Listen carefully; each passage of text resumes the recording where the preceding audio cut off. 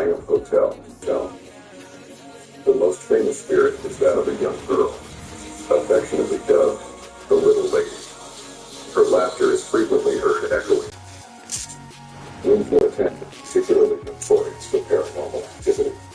Guests have reported flickering lights and the sound of soft giggles in the dead of night, creating an unsettling atmosphere that keeps them on edge. Many have awoken to find their belongings mysteriously rearranged, as if Hotel Greytown, Wairarapa. The Greytown Hotel, one of New Zealand's oldest pubs, holds more than just historical charm within its walls. It holds a haunting presence that locals and visitors have come to know well.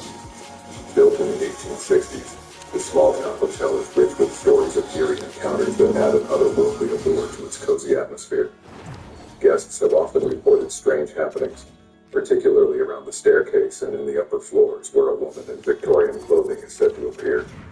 Known as the Lady in White, she has been seen gliding down the stairs, her ethereal form silent, yet leaving a deep chill in the air. Those staying in room 2 frequently experience the sensation of being watched, with some waking in the middle days. It offers a glimpse into the past, and the restless spirits who refuse to leave. Visitors often depart with more than memories, haunted by the experience of this historic and haunted hotel. The Masonic Hotel, Napier, Hawke's Bay. The iconic Masonic Hotel in Napier, with its stunning Art Deco design, is more than a stylish landmark. It's a place where history and the paranormal intertwine. Originally built in 1861 and rebuilt in the 1930s after the devastating earthquake, the hotel has retained an air of mystery, with guests and staff alike sharing tales of unexplained phenomena.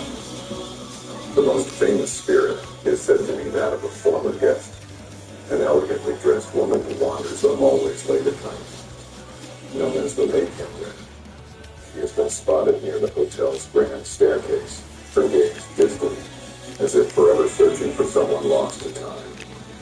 Visitors staying on the third floor often report an inexplicable cold breeze passing through their rooms, and the sensation of a gentle touch on their shoulder, though no one is there. In the dining area, the faint sound of soft music sometimes drifts through, echoing the elegance of a bygone era.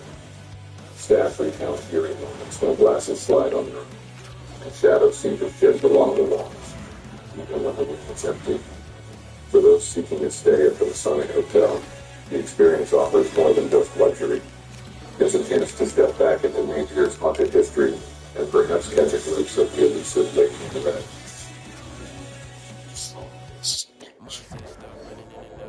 12. The Hermitage Hotel, Harris Road, Aoraki, Mount Cook Village. Perched at the foot of the magnificent Aoraki Mount Cook, the Hermitage Hotel offers guests a stunning view of New Zealand's highest peak, but it is the haunting tales that truly captivate those who step inside. Built in 1884, the hotel has witnessed its share of history, including the tragic accidents of climbers attempting to conquer the formidable mountain. Among the spirits said to linger is that of a climber who perished during a fateful expedition. Guests have reported chilling encounters, including the feeling of being watched while enjoying a drink in the bar. Shadows seem to flicker across the walls, accompanied by the sound of ice cracking. Gazing out at the mountain, lost in memories of his ill-fated climb. Staff members often recount stories of unexplained cold drafts and lights flickering mysteriously, especially during stormy weather.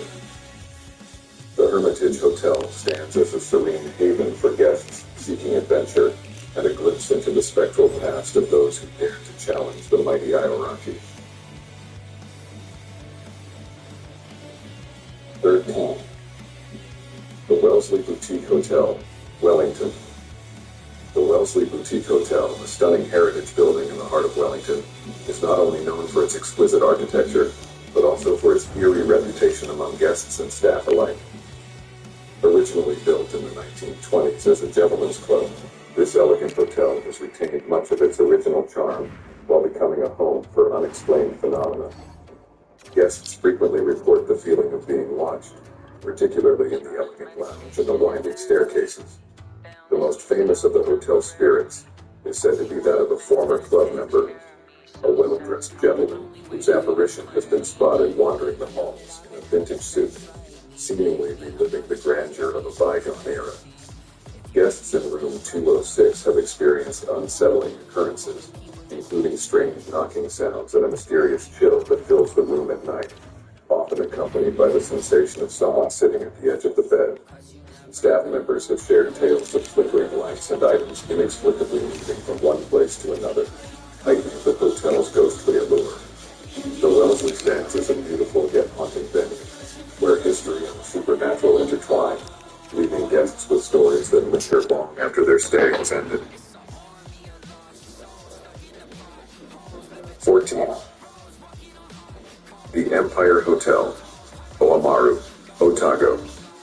In the heart of Oamaru, the Empire Hotel stands as a timeless testament to the region's rich history and architectural beauty. Built in the late 19th century, this grand establishment has witnessed countless stories, but it is the ghostly tales that captivate many of its visitors. Guests have reported numerous eerie encounters, particularly in the hotel's bar and dining areas. The spirit of a former innkeeper, known for his jovial nature during his lifetime, is said to roam the hallways, still attending to guests in his spectral form. Many patrons claim to have seen a shadowy figure moving between tables, accompanied by the faint sound of laughter that echoes in the stillness of the night. Room 3 has gained notoriety for its chilling experiences. Visitors often awaken to find the bed covers mysteriously pulled back, or the sensation of a cold hand resting on their shoulder. The staff recount stories of flickering lights and doors inexplicably slamming shut, creating an unsettling atmosphere that keeps them on high alert. The Empire Hotel is more than just a place to stay. It's a gateway to the past where the living and the dead coexist, leaving behind an indelible mark on the souls of those who venture within its walls. 15. The Coromandel Hotel, Coromandel. Like others nestled in the charming township of Coromandel, the Coromandel Hotel is a beloved destination for travelers seeking both comfort and a hint of the supernatural. This historic hotel, originally established in the 19th century, has witnessed the ebb and flow of time, accumulating tales of both joy and sorrow. Guests often report eerie occurrences that make their stay unforgettable. The hotel is said to be haunted by the spirit of a former patron who met an untimely demise during a stormy night. His presence is most strongly felt in the main dining room, where diners have experienced sudden drops in temperature and the sensation of being watched while enjoying their meals. Some claim to have seen a shadowy figure lingering near the fireplace, a melancholic reminder of the life once lived within those walls. Room 5 is particularly notorious for its paranormal activity. Visitors have woken to hear soft whispers and the distinct sound of footsteps pacing back and forth, as if someone is still searching for a way home. Staff members share tales of glasses mysteriously tipping over and lights flickering in unison, adding to the hotel's haunted reputation. The Coromandel Hotel remains a captivating retreat, where the echoes of the past intertwine. People call me Yeti, abominable, but at my core I'm a crack. That's why I start the holidays.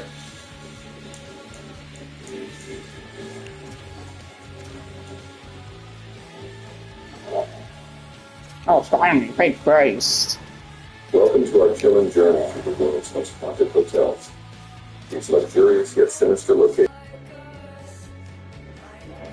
1. The Stanley Hotel, Estes Park, Colorado, USA, high in the Rocky Mountains. The Stanley Hotel stands, its pristine facade hiding the darkness within. It's said that the owners, F.O. and Flora Stanley, never truly left their beloved hotel. Flora's presence is strongest in the grand ballroom. When midnight arrives, guests report hearing haunting melodies played on the piano, with no musician in sight. In the hallways, the echoes of laughter.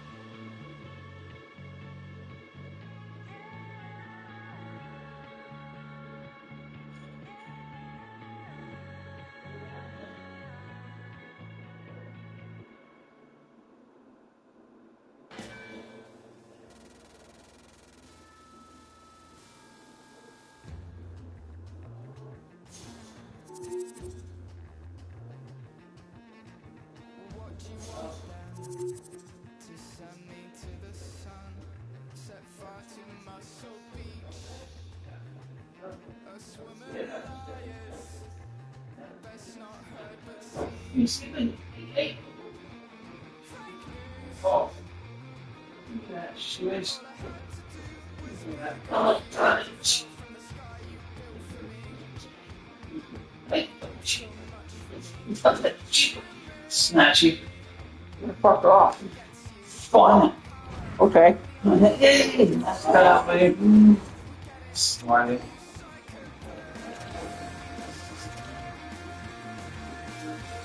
Why, Dennis?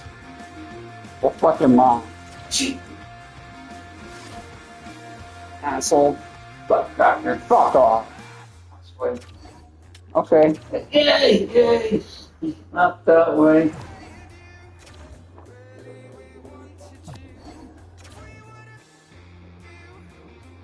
Ouch.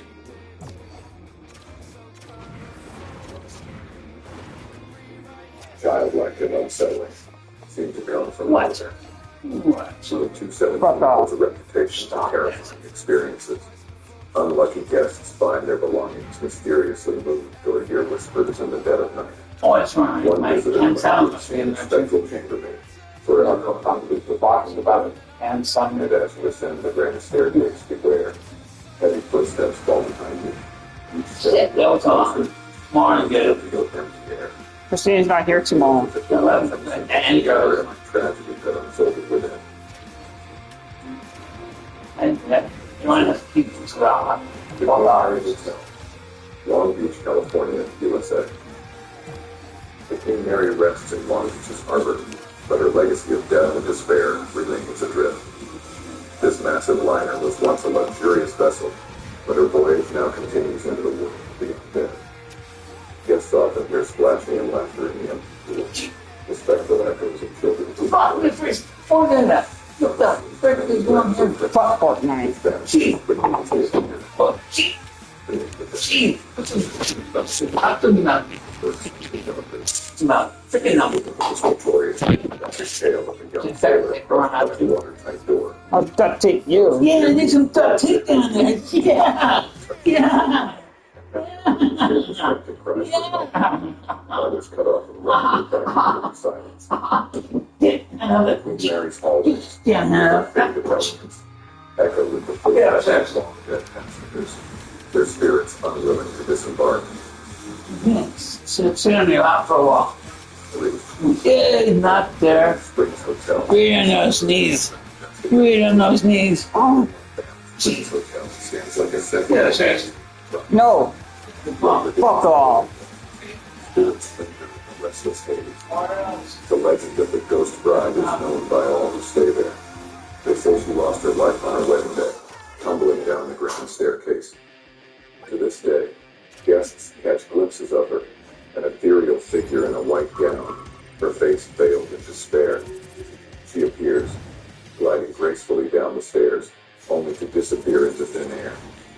Others speak of a kindly old bellman, Sam, who seems eager to assist with your luggage. But Sam has been dead for decades, and those who see him describe the chill that hangs in the air afterward.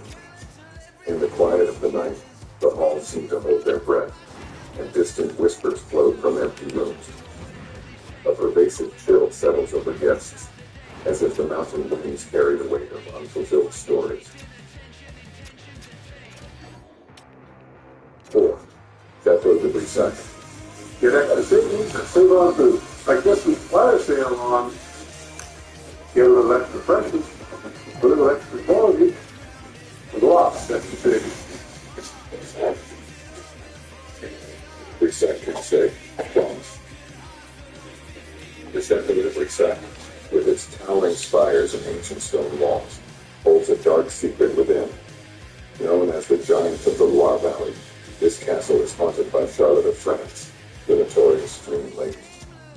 It's said that Charlotte was murdered within these walls centuries ago, and her spirit remains bound to the place of her demise. Guests who wander the long, dimly lit corridors often hear unsettled indelible mark on their souls, haunted by her grotesque visage long after they've left.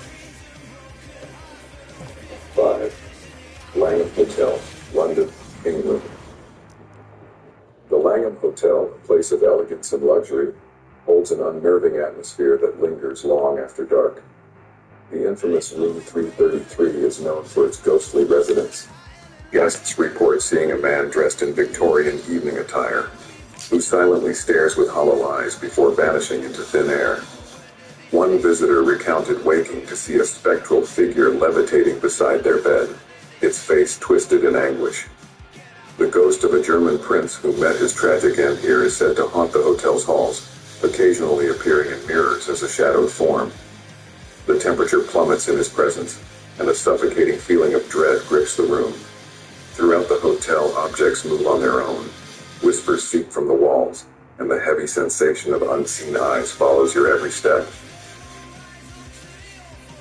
6. Russell Hotel, Sydney, Australia. In the heart of Sydney's historic Rocks district, the Russell Hotel exudes charm by day, but hides something far darker as night falls.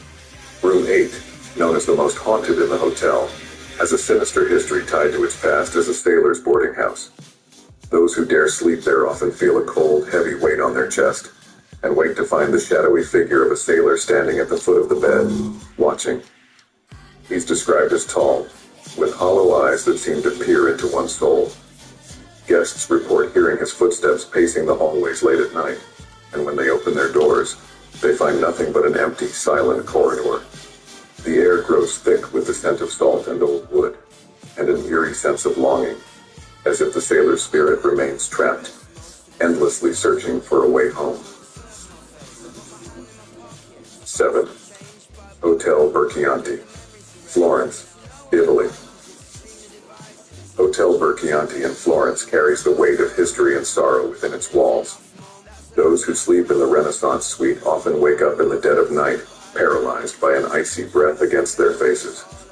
They've seen the spectral figure of a maid silently moving through the room, carrying out her duties as if she were still alive. In the hotel's ancient hallways, guests speak of encountering the ghost of a child, who darts past with hollow eyes and an unsettling giggle. Others have reported seeing a glowing pink light, pulsating in the darkness, accompanied by an overwhelming feeling of dread. The most chilling tale is of a spectral presence lingering in the corners of rooms, watching guests as they sleep. It's said that those who stay here leave with a piece of the hotel's shadow clinging to them, a lingering sense of being followed even after they depart. 8. Ballygally Castle Hotel, Ballygally, Northern Ireland. Ballygally Castle stands as a reminder of a tragic past. The ghost of Lady Isabel Shaw is said to haunt the castle, and its justice. Locked in the room like a cruel husband, Isabel's spirit is restless, wandering with malls and not being on guest's doors. Those who hear her knocks describe a sensation of hope dread, as if an invisible hand grips their hearts. Some guests have opened their doors to find a pale woman in a flowing gown, only for her to vanish into thin air. Her presence is most strongly felt in the tower room where she was imprisoned. Visitors have reported feeling intense sadness and hearing her quiet sobs. The castle's eerie atmosphere is punctuated by whispers that seem to come from the stone walls themselves, and an overwhelming feeling of being watched from the shadows. 9. Hotel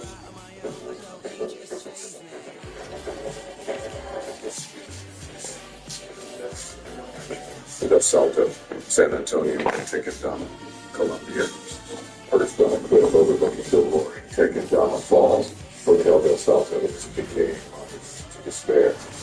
This once luxurious retreat, now abandoned, is shrouded in mist and mystery. The falls have long been a site where desperate souls ended their lives, and many believe their spirits remain tethered to the crumbling walls of the hotel. At dusk, visitors report seeing shadowy figures lingering at the windows, staring vacantly into the abyss below.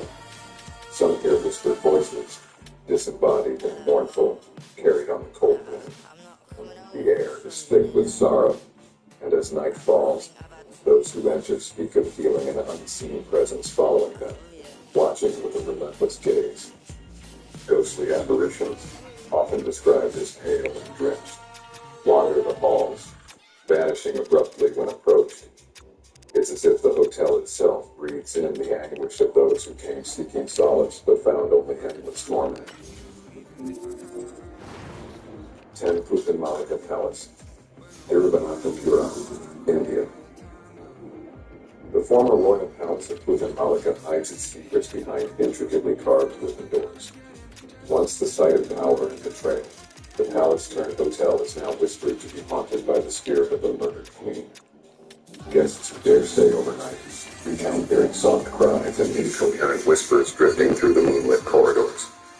It is said that her spirit lingers, seeking justice, or perhaps vengeance for her untimely end. Those who venture to the darker corners of the palace feel an oppressive presence, a chill that wraps around their spine, as if someone, or something, is watching from the shadows. At night, the courtyard is eerily silent, save for the occasional rustling as though invisible feet were treading softly. Staff warn visitors not to linger near certain rooms, where inexplicable drafts of ice-cold air hint at the queen's restless spirit, forever tied to her place of suffering. 11th. Karosta Prison Hotel, Liepāja, Latvia. Karosta Prison Hotel is a grim reminder of Latvia's dark past. Once a military prison, it's now a nightmarish place for those brave enough to stay. Guests are given the experience of being treated like prisoners, but it's the ghostly inmates that leave the deepest scars. Many report hearing cell doors slamming shut on their own, and the heavy footsteps of soldiers echoing down the corridors. In the dead of night, the cries of former prisoners seem to speak through the walls, desperate and filled with agony. Shadowy figures in old military uniforms have been seen marching silently, their faces twisted in anger. Some have awoken to find their rooms ice cold, with an unseen presence looming over them. Those who leave Karosta are often left with a lingering unease, as if a part of the prison's dark past has attached itself to them. 12. Dragsholm Castle, Odsherred, Denmark. Dragsholm Castle is a place of eerie grandeur, its ancient stones hiding centuries of secrets. The castle is haunted by 3 famous ghosts: the Grey Lady, the White Lady, and the tormented spirit of the Earl of Bothwell. The White Lady is the most frequently seen, her mournful figure drifting through the corridors. It's said she was imprisoned in the castle by her father, left to die in the walls, and her skeletal remains were discovered centuries later. Guests report feeling a heavy sadness in her presence, as if the weight of her sorrow presses against their very souls. In contrast, Tree remains trapped in an endless loop of rage and despair. If you know cars and how to fix and maintain them, Budget Auto Centers wants to meet you. BC's trusted name in automotive repair is Brooklyn, and looking for service techs to join the team. For a rewarding career with competitive wages in a safe environment, drive your career forward with Budget Auto Centers.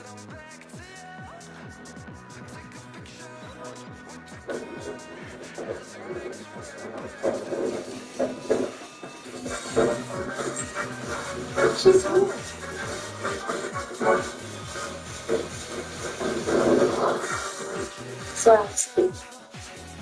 13. Toftaholm Herrgård, Småland, Sweden. In the remote countryside of Småland stands Toftaholm Herrgård, a serene-looking manor with a tragic tale buried within its walls. The spirit of a young man who hanged himself here lingers in room 324, eternally mourning his forbidden love. The story goes that the man was in love with the daughter of the manor's owner, but their love was deemed unacceptable, leading to his tragic fate. Guests who stay in room 324 describe an overwhelming feeling of sadness, as if the very air is heavy with heartbreak. Some have seen the figure of a man in old-fashioned clothing standing by the window, gazing out with hollow eyes, before fading into the darkness. At times, guests wake in the night to find their beds shaking and a cold hand gently brushing their faces. The young man's spirit seems to yearn for something he can never have, an ending to his tale that never came. The Taj Mahal Palace, Mumbai, India. The Taj Mahal Palace in Mumbai is not just a luxury hotel. It's a place where the boundary between the living and the dead blurs. The hotel's architect, who took his own life after a tragic mistake in the building's design, is said to roam the halls, forever watching over his creation. Guests report seeing a shadowy figure drifting through the hallways, his silhouette lingering by windows that overlook the city, as if searching for something lost. In the quiet hours before dawn, muffled footsteps can be heard pacing the corridors, though the halls remain empty. Some guests have woken to a heavy pressure on their chests, and the sensation of someone sitting at the edge of their beds. Mirrors on the grand suites have shown fleeting glimpses of a sad reflected face, a man who remains bound to the masterpiece he could never perfect. 15. Parador de Jaén, Spain. Perched high above the city of Jaén, Parador de Jaén is a medieval fortress-turned-luxury hotel. It's known for the ghostly figure they call the Terrible Lizard.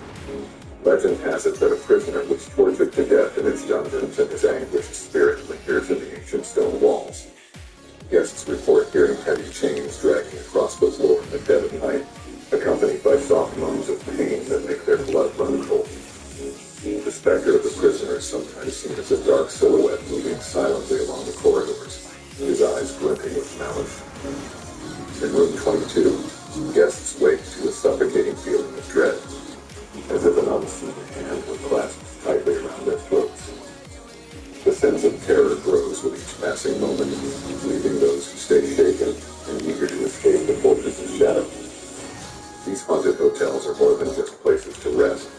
They're windows into tragic histories and restless spirits that refuse to let go. If you enjoyed this journey into the supernatural, don't forget to like, subscribe, and hit the notification bell for more eerie tales. And remember, next time you check in, beware of what may be lingering in the dark corners of the room.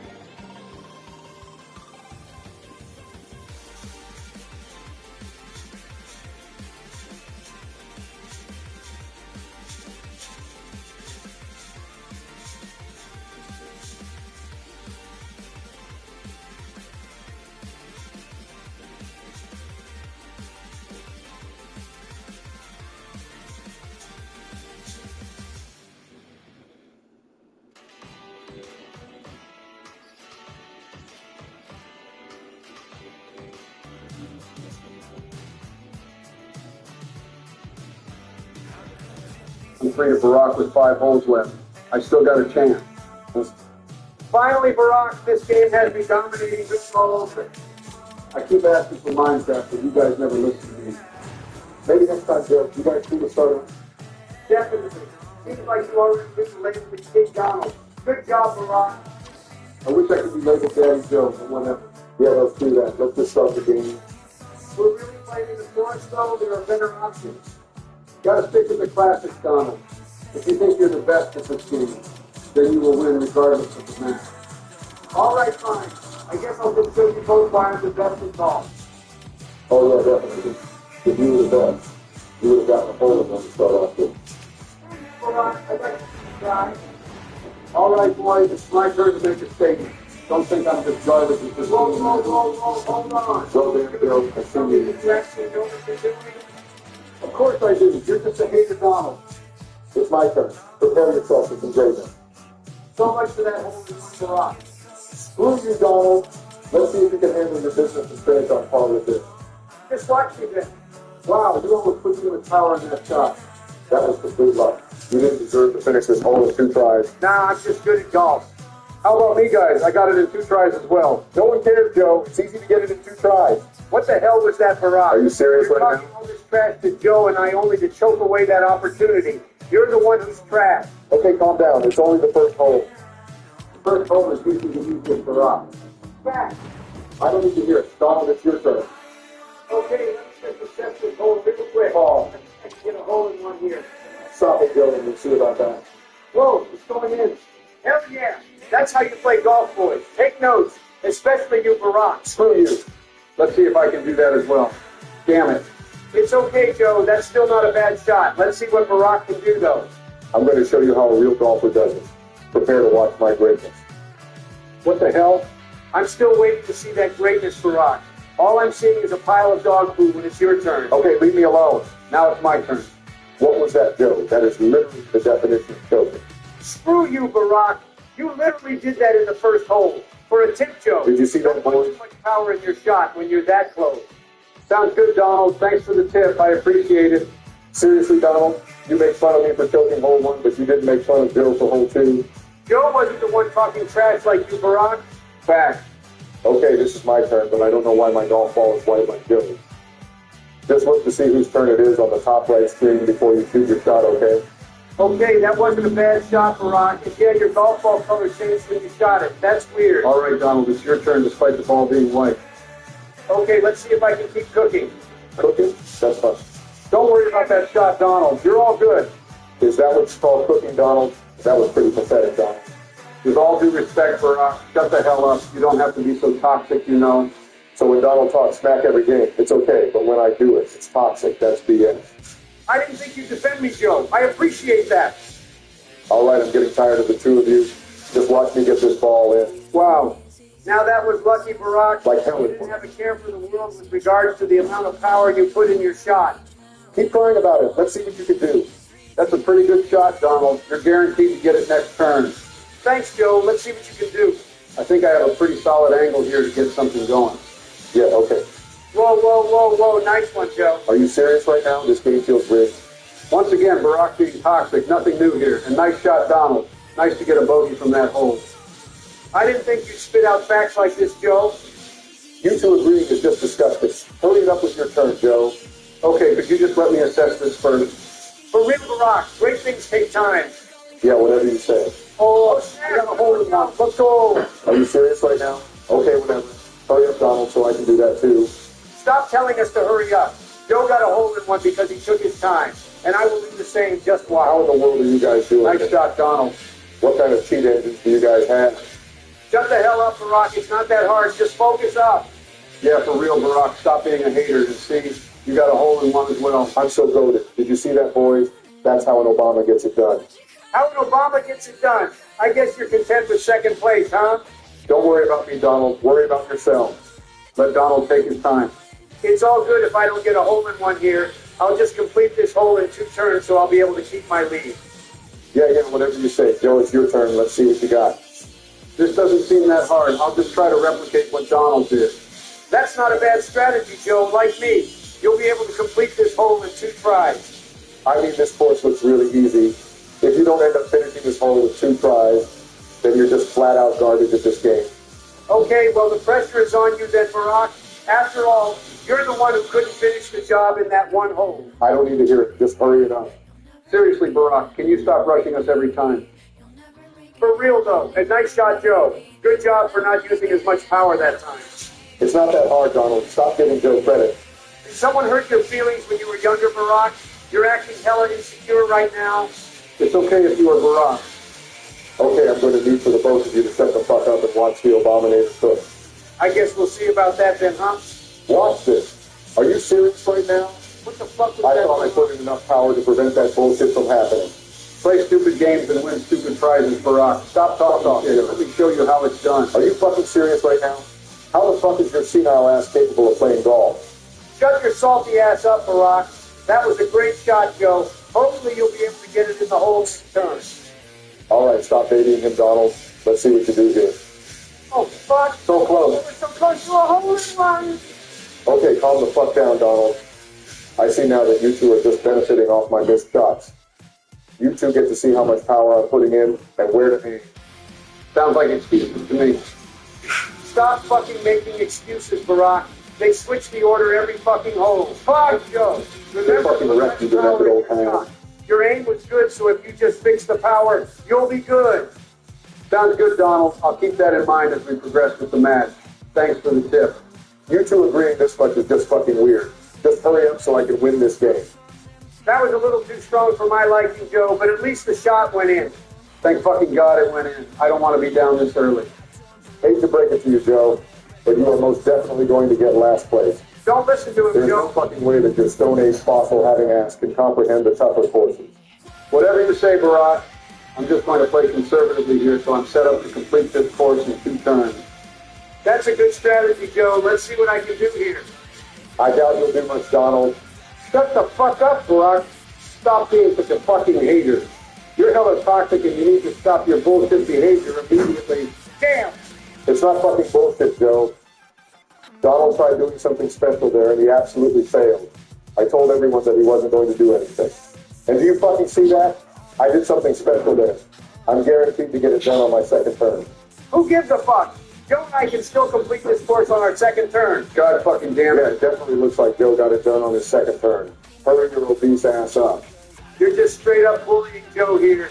Let me see what I can do about this. Well, it looks like you didn't do much, Donald. Go fuck yourself, Hate to break Barack. it to you guys, but I am the best in this game, and it's not even close.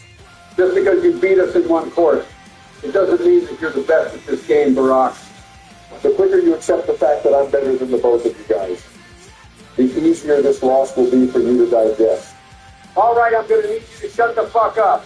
You only beat us by 1 in that course, and you're acting like you're up 30 or some shit. Well, the trend would suggest that I will be up by 30 at the end of this game. I'm not a math major, Barack, but your whole concept of trend is flat out bullshit. There's no concrete evidence to back that statement up. Watch me cook them. Oh, yeah, that's some great cooking. Fuck off, Donald. So much for your trend. You can shove that shit up your ass. Okay, I need to focus up here so I don't fall too behind from the 2 of you. I'm planning to take this little shortcut here to see if that works. That's pretty risky, Joe. I like it. Dumbass. Go What the fuck fuck? yourself, Barack. Keep trying while you're just failing at this course. All right, calm the hell down. Let's see what you do then. I'll just take the same approach that Joe took. Good luck, Donald. Wow. Get Those fucked, fucking times that shit worked. That seems kind of rigged. I'm not going to lie. Really? You're sounding like you, Barack. You're just salty. Let's see you get out of this sticky situation. Shut the hell up, Joe. There was nothing sticky about that situation. I know what the hell I'm doing. If you knew what the hell you're doing, then why are you down there in the first fucking place? I wanted to give you 2 chance. Fucking bullshit, Barack. Fuck off with that. Here's your ball, Joe.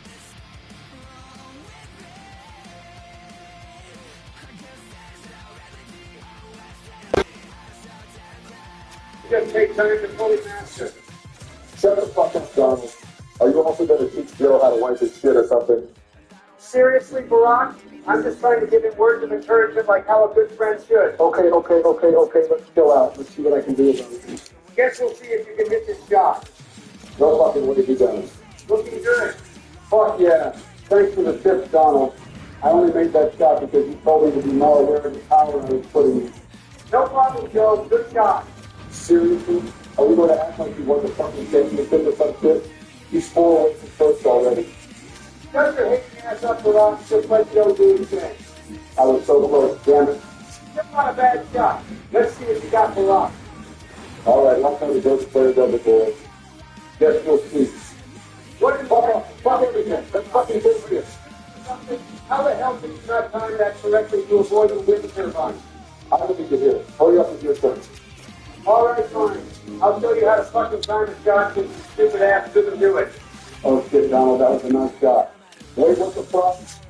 Oh, shit. Get ready for rock. Pass. Fuck all this shit only to hit the fucking wind turbine. Pass. Fuck all this shit only to hit a hole in one. Pass.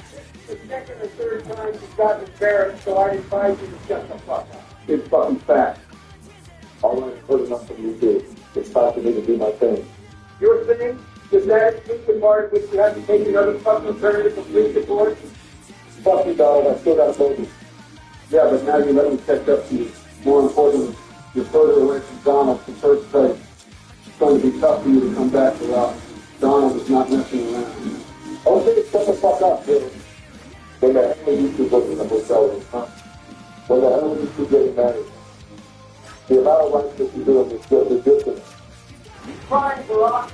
Don't you find Donald? I just had a really good shot. I'm supposed to be good at this course next time. Okay, I'll admit, that was a pretty good shot. But let's see what I can do about that. You got this, Donald. Seriously, Joe? This is called golf with your friends, not fucking golf with your daddy. Get it together, you old bangers. Okay, that shot wasn't as good as yours, Barack, but I still have a decent angle to make something happen next turn. I guess we'll see. All right, it's my turn. Let me continue cooking. I'll call it Papa Joe's special. The Papa Joe's special.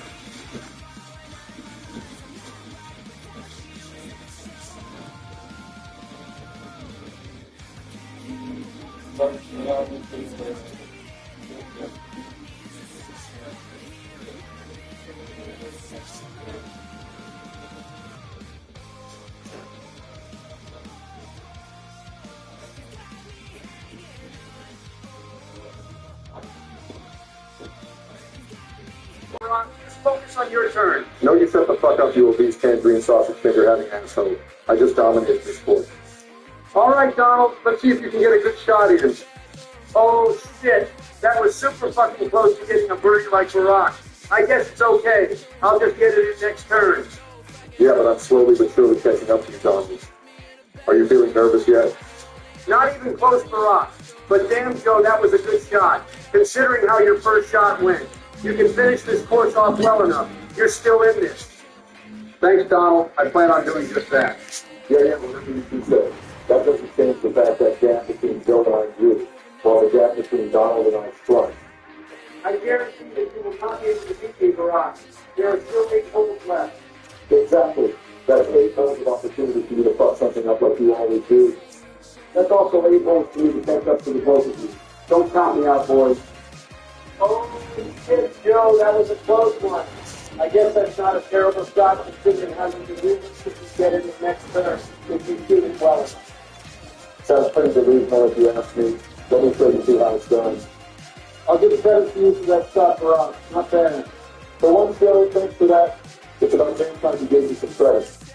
Okay, I'm just going to replicate that since there aren't many better options. Of course you're going to fucking copy me. You feel threatened by my greatness, so that is why you're copying me. Shut the hell up, Barack. If your greatness means being in second place, then that literally means that I am a fucking god. Damn, I got closer to it than I thought. That was a good shot, Joe. Hypothetically, if Barack and I get it in this turn, you'll only go down one after this course. Not bad. Are you fucking kidding me right now? Well, take back what I said, Joe. Barack's dumbass is choking harder than when he's in bed with Manchel. Fuck you. I mean, Michael. All right, Donald, let's see this shot. Hey. Hold on, Donald, fat fuck. Damn. That shit should have went in. But it didn't do it. Come on. I love hearing you fucking try, Donald. You talked all that shit and I failed to make it in. And then you backed it up if you're missing that easy shot. What was it that Joe said?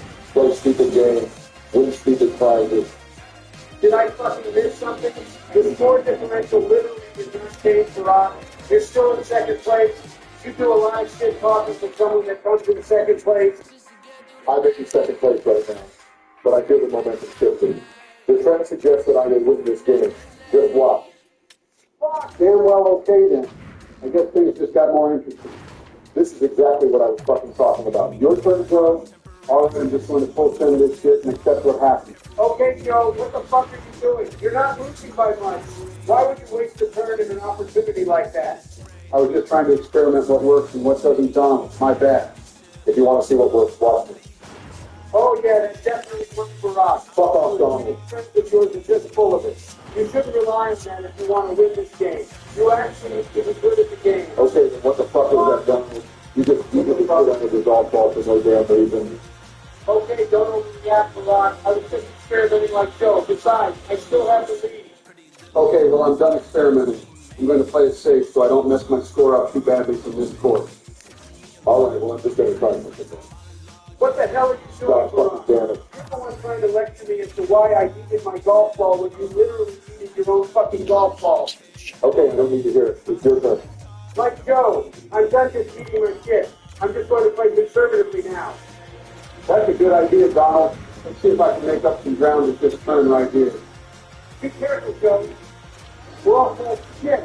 That was pretty close to going out of bounds. At least it's okay for the most part, though. All right, since I'm so fucking behind the two of this, I'm going to try exploring other ways. See, I can't find anything. All right, fuck it. I'm eating this shit again. Holy shit, Barack. You are so damn lucky that worked out. Had that not worked out, you would be down in the shits for sure. But it did so focus on yourself, too. All right, we'll see how much power Joe put in it. I'll be careful. That's a great shot, Donald. Realistically, you have a good chance at making that shot next turn. Of course, you're just taking advantage of Joe's mistake as well as mine. You're not good at the game, Donald. Fuck off, Barack. Let Joe concentrate. Whoa. That was closer than I thought it would be. Yeah, but you didn't get it in, so there's no point patting yourself in the back. Okay, shut the hell up, Barack. Where the hell is your golf ball, huh? Right next to fucking Joe's dumbass. Don't talk shit, Donald. Okay, just because you got one lucky shot, it doesn't mean that you're better than me. I'm still going to get a bogey right here. Don't focus that on. Fuck off, Barack. Unlike you, I'm actually good at the game. Well, I guess it's my turn to get a bogey as well, right? Good shit, Joe. That wasn't a bad result considering how you just beat your golf ball on your first attempt. Okay, well, I got a bogey as well. Where's my second? You're not getting any. You're the one who said your friend suggested that you would beat us big time. You're not getting any fucking credit from me, that's for sure. So there are two paths. I'll just take this left one. Not a bad shot, Joe. You actually got pretty close to the hole. You've been playing pretty well without anyone really noticing. Yeah, whatever. I'm going to take the path up ahead since that seems like the easier option to me. I'm guaranteed to get this course finished next turn. Of course, it's the easier and more boring option, Barack. Shut the fuck up, Donald. How about you take that left path then? Oh, don't worry about that. I was glad to do something on the phone guy, Barack. Are you serious right now? You literally just copied what Joe did except you added a little more power and Joe came up a bit short. Once again, you're taking advantage of other people's moves. I'm not even going to respond to that bullshit. God damn it. I was really hoping that I would successfully finish this course without me using another turn to do it. Now I'm going to be down one more in terms of the overall score. It's okay, Joe. Here we go again. You're hoping for someone to fuck up. If you keep up your consistent play, you'll have a fighting chance of being able to overtake someone in the final score. Yeah, I guess I'm only down 3 to Barack with 5 holes left. I still got a chance. Like hell, you got a fucking chance. Don't underestimate the power of the abominator. Okay, then let's see you do this course, Barack. Don't worry, I got a good plan. Oh, that's definitely one hell of a plan, Barack. That ball moved more than my slow ass. Seriously, Joe, you want to talk shit down? Let's see you do this, guys. You got this, Joe. Ignore him. Oh, yeah, that's what I'm talking about. Don't you even think about talking shit, Joe. You are literally in last place. That's a race pride, Joe, but let me try seeing what to do here. Forget shooting the post Donald. Just hurry it up. All right, don't fucking rush me. But honestly speaking, I haven't figured out the targets yet, so I'm just going to play this super conservatively. Ain't no way in hell that you didn't even bother trying with the target. Seriously, Donald? Get off his ass, Barack. Why does it matter to you how he approaches this course? Facts. Worry about yourself, Joe. I'm just going to eat myself onto the target to see what happens. Oh, boy, here, Joe. Wait, what the fuck? Fuck yeah. Are you serious right now? You'll get so lucky with this shit, I swear to God. That's not luck, Barack. That's fucking skill. Instead of playing it conservatively, Barack, I decided to take that risk and experiment more. It paid off. I can make my comeback. Okay, whatever you say, Joe. I'm still going to beat your dumb ass. And what the hell is that, Donald? Shut up, Barack. I didn't have a good angle to work with. And you think I do? Unlike you, though, I know how to use my brain to turn any situation into a good one. Take some notes, Donald, because I'm coming for first fucking place. Okay, I'm going to try bouncing the ball off the wall into the hole. Let's see if this works. No way it does. Oh shit, that was close. Damn it, that was super close. Stuff like that pisses me the hell off because I'm trying to make a comeback in this kitchen. Fuck. It's okay, Joe. At least you can still make a comeback against Donald's dumbass. I still don't know what the hell he's trying to do all the way back there. Maybe I'm just trying to give you a chance, Barack. I know you are. You're literally throwing this game and you're just trying to find an excuse for your shitty gameplay. I told you before. My friend suggested that you would fall apart and that I would win. Are you serious right That now? is exactly what is happening right now. Donald, I don't want you to fall behind. Come on, man. Get it together. You got this. That is so fucking I don't know what the hell that was, Donald, but you're only up one with 4 holes left. You are actually throwing this game. All right, Barack, why don't you focus on yourself for a change? Okay, fine. So that will look more confident. I'm just going to aim at those That was full a powers. decisive victory. You only fucking know that because of these. You always call out Donald for taking advantage of our moves and mistakes, and that's literally what you just did. Try about it, just hurry up and do the same fucking thing. You don't need to tell me that. Just because I'm in last place, it doesn't mean that I'm incompetent, you know. Well, I wasn't going to be honest with you. Okay, Donald, it's your turn. Yeah, well, I guess you're all going to end up at the same place, huh? You're not wrong about that, Donald. What's important is how we approach our moves after. Every hole will be important here. The score is way too fucking close. You're not wrong. You've been prone to choking while under pressure, Barack. Let's see if you can get the job done. Oh, I know I can, and I know I will. Watch me, boys. I'm not fucking getting this shit is so good. Out of your ass. Wow, that's me. Yeah. How have you not learned how to shut the fuck up? Okay, stop worrying about it. I'm just playing this conservative because I don't want to be a mess like 2 goals, that is victory. Some ground for the last few holes. That's a great strategy, Joe. You'll definitely make up some ground here, and hopefully I can secure my lead here as well. That's not I'm coming out of it. I'm still right behind you, Donald. Yeah, but what the hell was that shot, Barack? You gotta put more time into your shot. These last few have seemed pretty careless. Shut the fuck up, Joe. I don't need to hear anything from someone who's been filling in last place for the entire damn game. Do you not feel ashamed of yourself for trying to lecture me? You act like I'm down big time or some shit. I've only Producing. been down by like 5 at most of the entire game. And now I've made up a little ground too. Keep talking shit, Barack. You might just end up in last place. He's not wrong about that, Barack. This hole can change everything. This hole seems like bullshit. Well, if it's the 16th hole, let's see what happens, boys. Oh shit, here we go. What in the actual fuck is this bouncing ass bullshit? Oh, Are you fucking kidding me right now? How the hell did you get so close? Damn, Donald, you were so close. I got this in the fucking bag. Let's see what you got, Joe. Oh fuck, god fucking damn it. Put too much power into it and now I'm right back from where I started. God damn it. You are a complete booty piece of this game, Joe. Just watch how the go-to player in this game does it. Every time you talk shit, Barack, it has not worked out. Well, it will now. Whoa, Are you whoa, fucking whoa, serious whoa. right Give it, now? Barack. What kind of bullcrap is that? This game is so rigged, that's for sure. Yeah, I have officially confirmed that you are total ass at the game, Barack. You had a legit chance at defrauding me, but you threw it away by talking shit to Joe when you literally did the same exact thing. Okay, I like this shot. I will have a good angle to get a good score from this course. Barack, what in the actual fuck is going on? All I'm going to need for the both of you guys is just be quiet and let me cook. Here we go again, huh? Jesus fuck, fuck. You're looking harder than you fuck. Looking at goddamn Super Bowl. For real. Such a big meltdown, holy shit. All right, Joe, make sure you get this shit in. Don't worry, Donald. With your tips and advice, I will not have a meltdown like Barack. All I'm tired of you two. This whole fucking game you two are gonna bring. Watch this. Don't fuck yourselves. I'm gonna make the greatest fucking comeback in golf with your friend history. The Obaminator and fat bitches. Are you serious right now? Just when I thought I was making a comeback. It's fine, Joe. Focus up. I fucking hate this course, Donald. I don't know how to maneuver around these stupid-ass conveyor belts. This whole thing is actual bullshit. This is my chance right here. Watch you bitches. All game long, you can talk shit about me. Just watch, I'm going to finish off this course on my next turn. Are you serious right now? Is bitch-ass Barack actually going to make this comeback? I can't afford to choke this game. I can't afford to look like a clown. Hate to break it to you, Donald, but you're already a fucking clown. All right, Joe, don't let Barack get to your head. You can still beat it if you focus up here. Yeah, but I don't know how to maneuver around these conveyor belts. Look at this fucking bullshit, Donald. What the fuck? I already put any power into that shot. Somehow I get fucking yeeted onto another conveyor belt. Barack put some heat engines in this shit.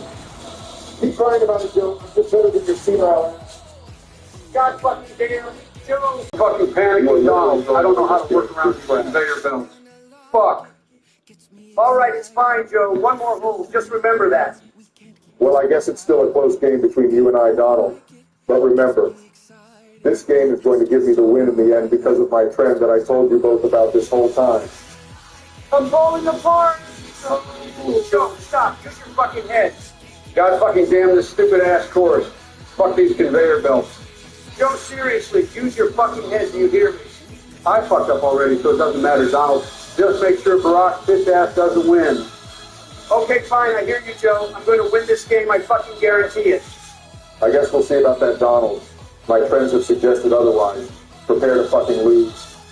Okay, my turn to start, huh? Let me assess the situation first. Don't choke, Donald. No pressure. Don't listen to him, Donald. Fuck! Nice one, seriously, Donald. What the hell am I supposed to do? Just chill out, Donald. I don't think you're supposed to charge that shit up at full power. Come on, Donald. Don't fucking choke now. You can encourage him all you want, Joe. I'm going to win this fucking game. And to think that all Donald did was play fucking golf during his presidency, and he still sucks like this, goddamn. Talking shit now will prove to be fatal for you, Barack. Okay, then let's see about that. I think I know what I'm doing. Clearly you don't know what the fuck you're doing. How the fuck do you make the same mistake as me? Are you stupid or something? Don't you dare call me fucking stupid when that's literally what you are. Focus on your turn. I will, bitch. Be careful, Donald. Fuck. You're legit stupid, Donald. Stupid fucking log pushing me off. Okay, I'm just gonna stay out of this. May the best man win because clearly I'm not fucking helping. You just realized that, Joe? Don't worry, though. You and Donald could always book a hotel room after I'm done winning this game. Shut the fuck up, Barack. Stop worrying about Joe. This is the one big word now. This course will determine it, and I know I will be the one that will come out on top. Stop fucking focus. Fuck. Are you serious right now? This game is so fucking rigged, like what in the actual fuck was that? All right, it's time to let King Donald cook. I told you before, and I will tell you again that I will be the one that will fuck this whole fucking game. You've been thinking that you're the best. This whole fucking game. You've been telling us about your bullshit trend. Well, guess what? I'm going to win. If you think this game is over, then you're more delusional than I thought. I still have a chance. Oh, really now? I guess we'll see about that. Here's the moment of truth. Holy shit, get fucking wrecked, Barack. Are you actually kidding me right now? This can't be. I've been goaded this whole time, and I can't believe that losing to your fat ass is likely now. This is some actual bullshit. Losing to me is likely now? It's been like that for a while now? How about you focus on Joe now? You might actually lose to him based on how you perform moving forward. Fuck no, I will not allow that to happen. It's one thing to lose to your fat ass. I can't be losing to his demented and senile ass as well. Well, stop talking and start playing Barack. You talked shit this entire time to me thinking you would beat me and you didn't. It's time to focus up here so you don't lose to Joe as well.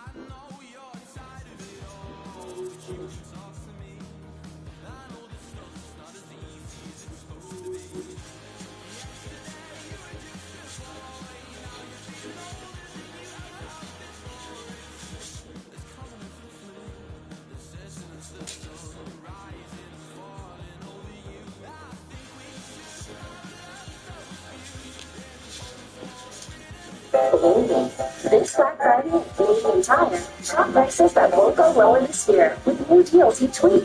So you can buy what's on their wish list for more than you can make it.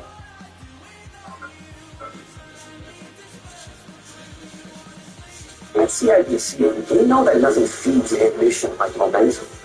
See, have a conversation with us about your goals and how we put everything in motion.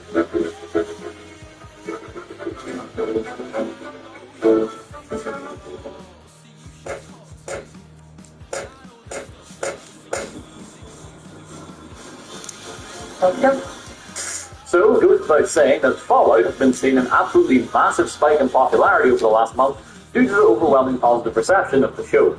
Naturally, as soon as that happened, I knew that the inevitable question on the horizon for me would be beating the game as one of the characters from the show. The two main ones I was suggested being either Lucy McLean or the Ghoul. Well, to be honest, the main reason I went with Lucy for today was simply due to a bunch of the mods related to her popping up the instant I opened the in-game mod menu.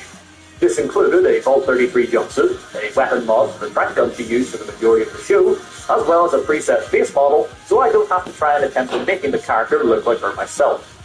Given how Lucy acts in the show, being a genuinely kind and helpful person, I also wanted to try and replicate that in the run by helping as many of the major factions as possible, which I can actually do now as the latest update, while breaking more things than it really should have, at the very least, seems to have fixed the Minutemen for me. So they are, once again, back in play. I'll go over some more details as they present themselves, so with all that out of the way, let's begin. Assigning special stats for today could not be any easier, as by the time of recording this, they had already revealed all of the special stats of the main characters. Lucy's are as follows: Strength 4, Perception 7, Endurance 6, Charisma 5, Intelligence 6, Agility 5, and finally a Luck of 7. Not gonna lie, I initially assumed her charisma would be a lot higher, given that she does try to talk away in most scenarios. However, upon thinking about it just a little bit further, she does kind of fail a lot of those speech checks, so to speak. So an average charisma seems about right. Thing is, her stats are actually too good for me to assign them like they are right now, but you simply don't start off with enough points to do so with Falling 4. So, to rectify this, I also installed this cheat terminal mod. It's essentially just a way for the console players to have access to console commands via their pitfall. With this, it can easily be adjusted. Honestly, they should let more console games have access to console commands. The only game to do that off the top of my head is Two Worlds, of all things. I used to use it to turn off all the excess shadows and grass so that the game could actually run at a frame rate somewhat close to 30. Anyway, back on track with all that done, I can exit the vault and see about getting geared up. First things first, I wanted the Vault 33 jumpsuit. So I tried to go into this as blind as possible, but I'm also not wanting to scar the entirety of the Commonwealth for the thing. Basically, I know it is at the Vault-Tec HQ down in Boston, but I don't know where the building is. So that's where I'm off to first. Also, the trank pistol is in Vault 114 with Mick Valentine. Some of you may be wondering how I'm going to get that, as I do need to make my way past a bunch of triggers first. Well, going by what we saw in the show, specifically the introduction to her character, we know that Lucy has some experience in hand-to-hand combat. So, until I get the gun, I figured it would be okay to use my fists when necessary. That said, I don't want to be running around punching through everything in the early game. I already have a video on that for what it's worth. So, rather, I am going to get this suit, punch whoever is in my way of Vault-Tec, and then head for Park Street Station right away, so that I can use the pistol for most of the run. I should note I picked up Dogmeat as well. He was along for the ride in the show, so I see no harm in bringing him along today. Besides, he is like the one companion in the base game who I've spent the least time with in these runs, given that he decided to peace out of the universe halfway through the group video. The Vault-Tec building is to the southeast, in the old laggy part of town, so me and Dogmeat begin sprinting straight there. I mark a few locations on the way, not intentionally mind you, and just happen to pass by. Granted, I won't turn down some easy experience. Getting to the building was actually way easier than I thought. I assumed there would be a fair amount of enemies on the way, but that honestly wasn't the case. Well, okay, there was a Yalwai right outside that would have torn me to shreds with one spot, but fortunately I was able to sprint past it while I was waking up and safely made my way to the building. Inside, and right away, we are jumped by two feral ghoul roamers. Gotta say, I am really glad I brought Dogmeat along for this. He can't do that much damage as of yet, and to be honest, he barely lasts 10 seconds against the ghoul, but it is enough for me to nearly take out one of them, and at the very least, cripple both its arms. When it briefly turns into a 2v1, things are a little dire, what with the amount of damage I'm taking. However, I did have enough healing supplies thanks to the ones I was able to grab on the way here. To be fair, most of it is just a stun you get from the vault at the beginning. Regardless, it is enough to see me through. When it's down to an even fight, Lucy briefly taps into her inner Fred the Fish, and before long, we then deal the final strike, heal our broken bones with needles, and then see about searching this place for the vault suit.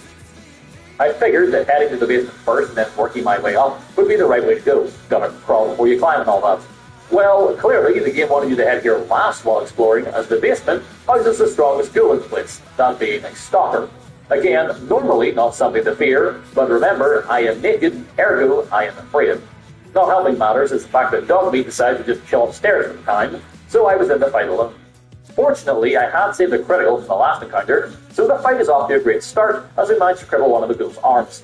He quickly packs the damage on in return, but the same way that Zelda players like to have a fairy in the bottle for sticky situations, I too like to employ a similar strat in Fallout 4 of having an emergency Nuka-Cola quantum for when things get dicey.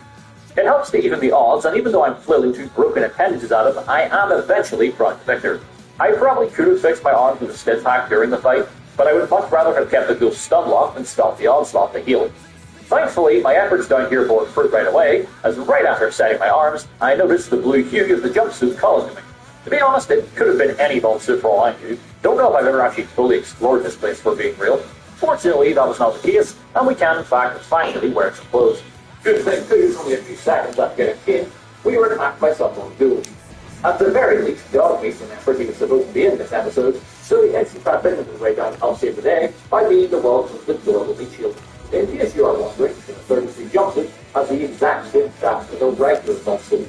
The only major difference is when I take it to a chem station with the right jump, I can upgrade it to its own armor variant as opposed to equipping my own pieces to it that I find in the world.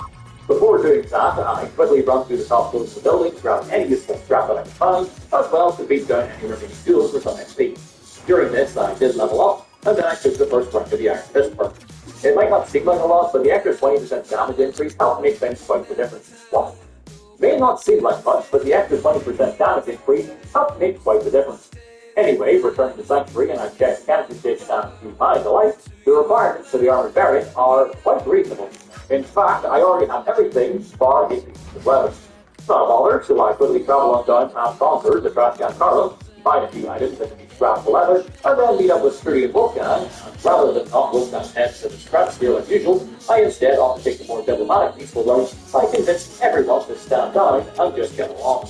With pretty shocked that once again I can successfully barter for a few pieces of leather armor that when scrapped, along with this young Carlo, to give me just enough leather to construct the armor suit upon my return to Sanctuary. It's pretty good for the time with physical and energy systems of 20 and 35 respectively. Later, I probably will need to supplement that with perks, but fortunately, Lucy did ask to give me access to the refractor and of course the toughness, but that wasn't always available. So I should be okay if I can start with. Honestly, I like this as good as stupidly regard and teach my good friends. Before making my way to part 3... Yeah, Casey Millstad's paying way better than Philip right now. 4. So I figured I could clear out the traders getting practice for a hard time. Well, probably due to me having passed through the area twice already, most of the raiders have already been segregated by Grafton, so I only need to help clear out the final 2.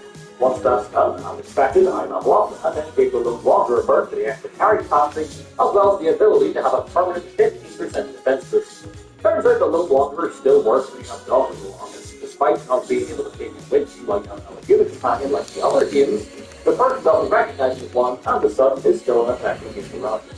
Intentional mechanics or oversight by the devs that have been years of yet to be passed, I'll let you all do the jump battle.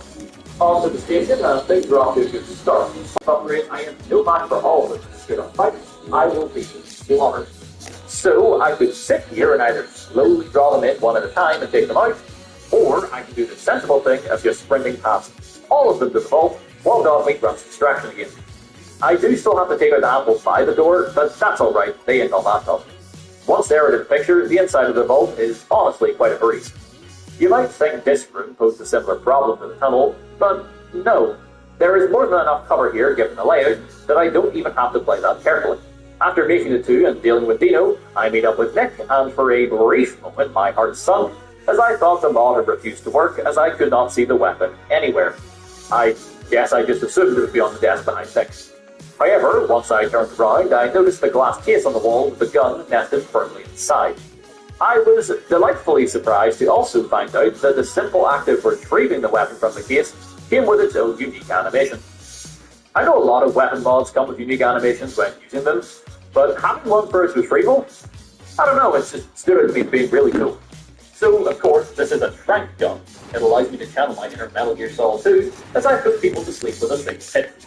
Unlike Metal Gear Solid though, this is an instant paralysis effect no matter where I hit the target. Now, they aren't permanently out for the count, rather the effect wears off after about 10 seconds or so.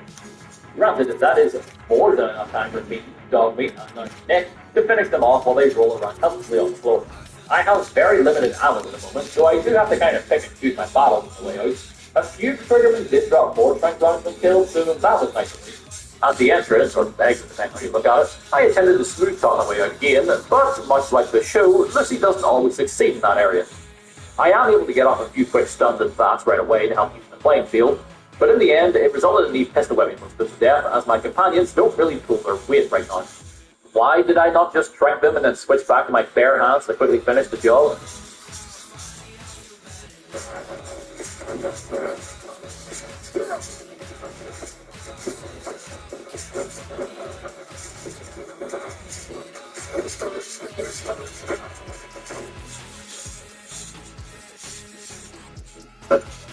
Harry can finally drink it up.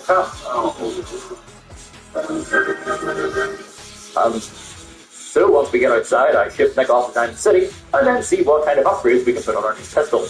Well, turns out we have quite a few good options at our disposal. First off, we can actually edit the weapon itself to make it look different, and then we have the normal upgrades such as better range, better hipfire accuracy, etc, etc. However, the two most interesting upgrades are the ones that can change the fire syringe ammo, and one that modifies it to fire lasers. So I did the smart thing. I went to the nearby chemistry station and decided to make 2 more pistols. I should note that I got the ability to grab 4 once I picked up the initial one and bought 114. Now that I had 3, I could have one at variant. One for clipping, one for syringes, and let's be real, one for killing. I took all of these versions of the weapons to conquer, and yeah, this is absurd. So the energy one is like a strong release control obvious enough. I left it at its normal damage boost, so no damage upgrade from the gun. It will more than likely be my primary go-to. The sleep one, again, is good for just taking things out of the fight, and especially effective on stronger enemies like raider bosses or, I don't know, like Ascalon, for example. The Syringer upgrade, however, well, the Syringer is a notoriously terrible weapon for it. Like, its best way to do straight-up damage is the sleep syringes, but they barely tickle things when compared to most other weapons. Well, to get around this, for whatever reason, the Syringer version of this trank pistol just gives it a flat base damage of 135. Needless to say, this is letting me one-shot just about everything. I understand wanting to make the Syringer more potent so it's actually viable, but holy moly. So, after just absolutely slaughtering for a deathclaw, I did the only reasonable thing and bumped the difficulty up to very hard. At the very least, we should all be outputting around the same damage now. Granted, it's incredibly easy to become a defensive wall pulling forward thanks to birds, but I digress. Seeing how the Minutemen are working once again, I figured I could start by helping them out. Like normal, Preston sends me off to 10 Pine Bluff, but nothing is stopping me from bringing other settlements into the fold along the way. Before leaving, I craft some more trank rounds, not because I think I will need them, but because they are fun to use. Although the answer seemed obvious, I figured I should find out for certain whether or not the trank rounds worked on robots. I decided to test this on possibly the deadliest one I could find this early on, that being the sentry bot at the nearby scrapyard. As expected, it pinged right off its metal shell, and I am promptly executed for trying something so idiotic. In the next life, I just ignore the death machine as I make my way to the satellite station for an easy settlement recruitment quest. The strategy of immobilizing people and then lighting them up with a laser variant of the pistol continues to be the most enjoyable way to use this weapon combo. There is a bit of an odd glitch when switching to the laser variant where sometimes it reduces the fire for a few seconds. Figured that I should bring this up now, just in case there are points later in the run where it looks like I'm just randomly staring at people and not doing anything. I assure you that I am more than likely mashing the trigger like a madman in those scenarios. Another glitch that occurs frequently, although this one is separate from the mod, and is in fact to do with the Legion Next Gen patch. For whatever reason, VATS is now just a straight up wall hack. Yeah, like, it doesn't even matter if there are multiple objects, walls, buildings, whatever between you and your enemy. So long as they are within VATS' distance, you will pick them up. Now, I have no idea whether using it like this will have my weapon shoot them despite what's in the way, but I opted to not find out. So if I was using VATS, I made sure that it was definitely someone that I could see first. The odd time it will lock onto someone in a different area minding their own business, but again, when that happens, I will just not abuse it. Well, as you can see, it doesn't take very long to deal with Akak and her crew, so I grab the locket, along with some junk, and then continue my settlement procurement quest. Seeing how 10 pounds bluff is within spitting distance, it's where I decided to hit up next. However, due to me already passing by Lexington and the Corbega assembly plant earlier, this means I will be sent somewhere different for a change. The place in question being Walden Pond. Can't complain, it's close by and significantly smaller in size than Corbega, so really it's a win-win. I was running a little along the Frank zones, but to save myself mentioning this every time my supply runs low, the materials seem to craft for are quite abundant, the only exception being oil to degree. Thankfully, I have a somewhat infinite supply of that due to Parliament at the 18th century. I'll just need to travel away and lead it today to shopping spree results. Anyway, I head off to Walden Pond, and the 5 or 6 raiders don't really stand a chance against Lucy and her pocket paralyzed spell. This is giving me weird flashbacks to my first time using Walden Drugging ability, totally with a lot less of this.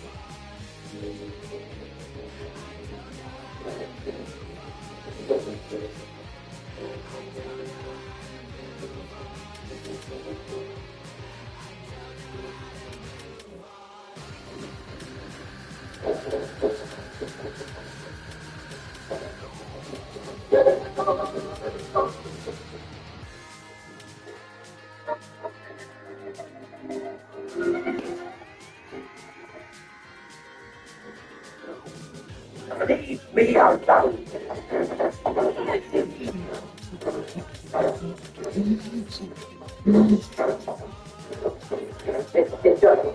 On my way out, I find myself in my second favorite Fallout down, only to be confronted by a very aggressive Mr. Gutsy, who two-shot. Next attempt, and without him catching me off guard, I at least stand more counts. Granted, he is still packing up damage like those in business. There are some ruined cars in the area that make decent enough cover that I can attack him safely without my own organs getting a piece of the outside world. He is quite the glass cannon, luckily, so it doesn't take very long to be collecting him to shoot. Once more, I am in the area, so to really make prep for today, I capture yet another settlement, that being Sunshine Island. All I have to contend with here is like an absolute duel, so nothing too dangerous. While I am on this killing spree, I figured it would hurt to collect a little for XP by heading to the nearby chapel, so that I can get close to the battle run stockpile by the back door. Red, like anyone who I think might be a slight threat, gets tumbled over, and then promptly blasted in the head multiple times until she really stopped moving. This pushed me to level 9, and then I took the second one from the gunslinger son. That's a large enough damage upgrade that I one-shotting mostly on the raiders. Although I like to imagine that this one actually did lots of good and fell down the steps to the ice. Looting, shooting, and looking my way to the final 3 rooms, and I leave by the front door. I also make the move with the discovery that you cannot punch people in power. Makes sense, the small little needle's not going to penetrate all that armor. That being said, the bleed syringes from the other variants during the day with only 2 shots. I guess the armor is just selective about what it lets in. Once these raiders are out of the picture, I can finally get the principal office gathering at least, and then inform Preston that I have brought at least 3 settlements under minutes control. No reason to stop now, and we'll keep collecting them like they're Pokemon until Preston decides to shift over to the castle. First, though, What's this kid? Good neighbor would have to be quiet, I don't know if that's the city. Since I was in the Hello. again, this is a swamp. Just like before with the sentry bomb, I was sent straight to hell for even thinking about it. So, for this keeping track, it's even more about all organic creatures, so long as they are not bosses or targets. Anywho, I get the ammo, and then I decided to put the clear Starlight, let's be real, full of that. Next up on the actual quest with Preston was Lugo Station, but seeing how I was passing by Greg Arden away, there is really no reason to help them as well. Besides, they have a whole board of different sisters, puppets, and Anyway, they have a whole board of that stuff that will certainly help me out should I actually want to beat these cells. I was mildly nervous about the super units in the more traditional plan. One part because they don't look out stronger than what I've made thus far, and secondly, I have bad aim, especially at long range. I scrolled on up this site, which definitely helped out a ton, because I could get in a few crits before they all noticed I was here, which helped to even the playing field. Speaking of crits, I made sure to save on to this encounter because I know that there is at least one good loving circuit, and seeing how crits and bats are always guaranteed to hit, regardless of the percentage chance, I could land a direct crit on the ball and take him out from a safe distance. Attacking at night also helped me keep track of the missile launcher mutant, as every time it fired, the missile itself stuck out like a sore thumb, making it incredibly easy to avoid. To make things even easier on myself, I momentarily sent him to sleepy time while I focused on his friends. Other than one of them momentarily channeling his inner Michael Jackson, there wasn't a whole lot to say about the rest of them. Making our way inside to fix the plant, but you may think I'd be concerned about the fireworks. No, not really. They don't tend to attack you all at once in here, given the narrow corridors, so I can simply employ the old sleep and shoot technique until I'm the only one left standing. Returning to the robots, and I am rewarded for a job well done. As for the task at Oberlin Station, it's the same as usual. Head to Backstreet Apparel and clear out a handful of raiders, so not a lot worth going over. On the bright side, with that out of the way, Preston is finally ready to shift into high gear and begins making his way for the castle, thank God. Making my way downtown, I figured now that I have a few more levels under my belt that I should give Swan another go. Not starting things off with a sleep dart certainly helped start the fight in my favour at the very least. Given that he was one of the strongest creatures I'd be facing, I figured it made the most sense to use my syringe variant of the gun for that extra damage. He still breaks multiple limbs in the process, but I can't complain with the results. I ended up switching back to the laser variant though. I had way more ammo for it, so I could afford to just rapid fire it like there was no tomorrow, which, to be honest, probably got better results than the bleed-out syringes. I banked a crit for a headshot near the end of the fight, but again, probably just more beneficial to keep up the rapid fire. A few more shots, and once again, Swan is laid to rest. A few more serpents and raiders in the area got what's coming to them, and then I decided to pay Mass Fusion and the gunners there a visit. Obviously, I cannot do the main story mission here right now, but I did use a good chunk of cells in the last couple of shootouts. So I'm actually coming here not just to thin out the local gunner population, but in doing so, I will come out with a net positive infusion cells. If I ever start to run fail though, and for some reason don't feel like buying more, there are numerous places like this to essentially just refill my stock for little effort. In fact, there's one very specific one some of you are probably screaming at me about in the comments, and yes, I am aware of that. We will get to it later. Closer to the castle, I instigated and watched over a fight between a legendary Supermutant and an Mirelurk. To even the playing field, I did stun the Supermutants, but after a minute it became very clear I was going to be here forever waiting for the crowd to do any real damage, so I ended up just slaughtering them both. Now, before retaking the castle, I returned to Sanctuary along with doing my usual rounds with junk sellers and began crafting as many special syringes as I could. The normal Mirelurks I've already showed how they are easy to deal with, but let's not forget, after we start making scrambled eggs out of her children, Mama Crab comes to pinch off our heads. Just like with Swan, once again, the Trank rounds have zero effect on the Queen, so I will need to deal with her the old-fashioned way. I have 61 of the syringes for the OP Syringer version of the weapon, and while I could technically stand to just fire all of them into her at once, and probably win the fight, there is no way she is going to let me just do that, especially when she starts spraying her goo at me. The range of that attack is deceptive. It's like a lot of this run so far. Anyway, she keeps spawning out hatchlings that will try to attack me, but they are easily taken out with the pistol whip, so they're not there. I keep up these pistol tactics for about 5 minutes, and after using about 90% of my OP syringes, I switch off with the laser pistol and with a few more randomly fired shots that are effective. I cap off this web by sending on the radio station and cooking the lifetime supply of crab that we don't have access to. To help speed along the running shot segment of the castle that will happen later on, I also spare the rubble and give the stars out. This goes astronomically better than my previous century-long fight, up. To begin, I fire off the last few of the OP syringes just to put on some quick damage, and then while Johnny's running distracted, being the wolf and normal shield yet again, I switch off to the laser variant, and much like the game plan for the Queen prior, just begin to mindlessly unload as many shots as I can in as short time as possible. Johnny, of course, didn't last long, never expected it to, but he did his part well, allowing me to continue fire while slowly backing up around the corner to the somewhat safe zone, as Sarge is far too curvy in the hips to slip through the entryway. Having an area in the fight to safety heal is pretty much guaranteed victory, so once I'm healthy, I hop back around and finish the job. Doing so was enough to reach the next level, which was definitely a blessing in disguise, seeing seeing as the incumbent both deals safely started an explosion, given that he's a sore loser. For once in my life, I decided to actually prepare for the eventual fall of the castle. I do this by filling in the massive holes in the walls, as well as putting some terrace scoop on. It's pretty basic, but there's something else to do. Recruit and send for companions here. Preston is already here, so that's convenient, but I also head back to the sanctuary to send Cosworth as well. Afterwards, I clear out combat that will make gate available, and then do some very brief chatting to convince both Piper and McCready to join in the hunt well. While in Atlantic City, Kyle and Riley have their usual fun. For what it's worth, I did attempt to intervene in a non-lethal manner by knocking Kyle out. Unfortunately, the Diamond City security saw this as an opportunity to end the process permanently. My next non-story-related task I wanted to do was visit and help the folks involved in one. After all, in the show, there was that one episode where they visited a random bulb and ended up helping them out by giving them fusion core, something that we can literally do at the entrance. I could turn around and leave right now, but if I was grabbing some of the companions, I suppose I could kill two birds with one stone by helping out the residents and as a result recruiting Curie. Not much to say here. I agree to help find the cat, find said cat, return to vault with cat, get informed the annoying kid at the entrance is sick, and that it's my job to head to the secret vault and find a cure. Although the mole rats may be diseased, that doesn't make them any more difficult to fight. So why bother discussing how mole rat combat went? I grab Curie and the cure, then return to the doctor's office. Sure, the downside of not being careful fighting the mole rats is that I too now have mad mole rat disease, and there is only enough cure for one of us. I give it to the boy without a second thought. Not just because it's the quote-unquote right thing to do, but the negative effect of the disease is only minus 10 to your overall health, so it will affect nothing. Another successful quest, and with it done, like the rest of the eventual Institute Cannon Fodder, I ship Curie off to the castle.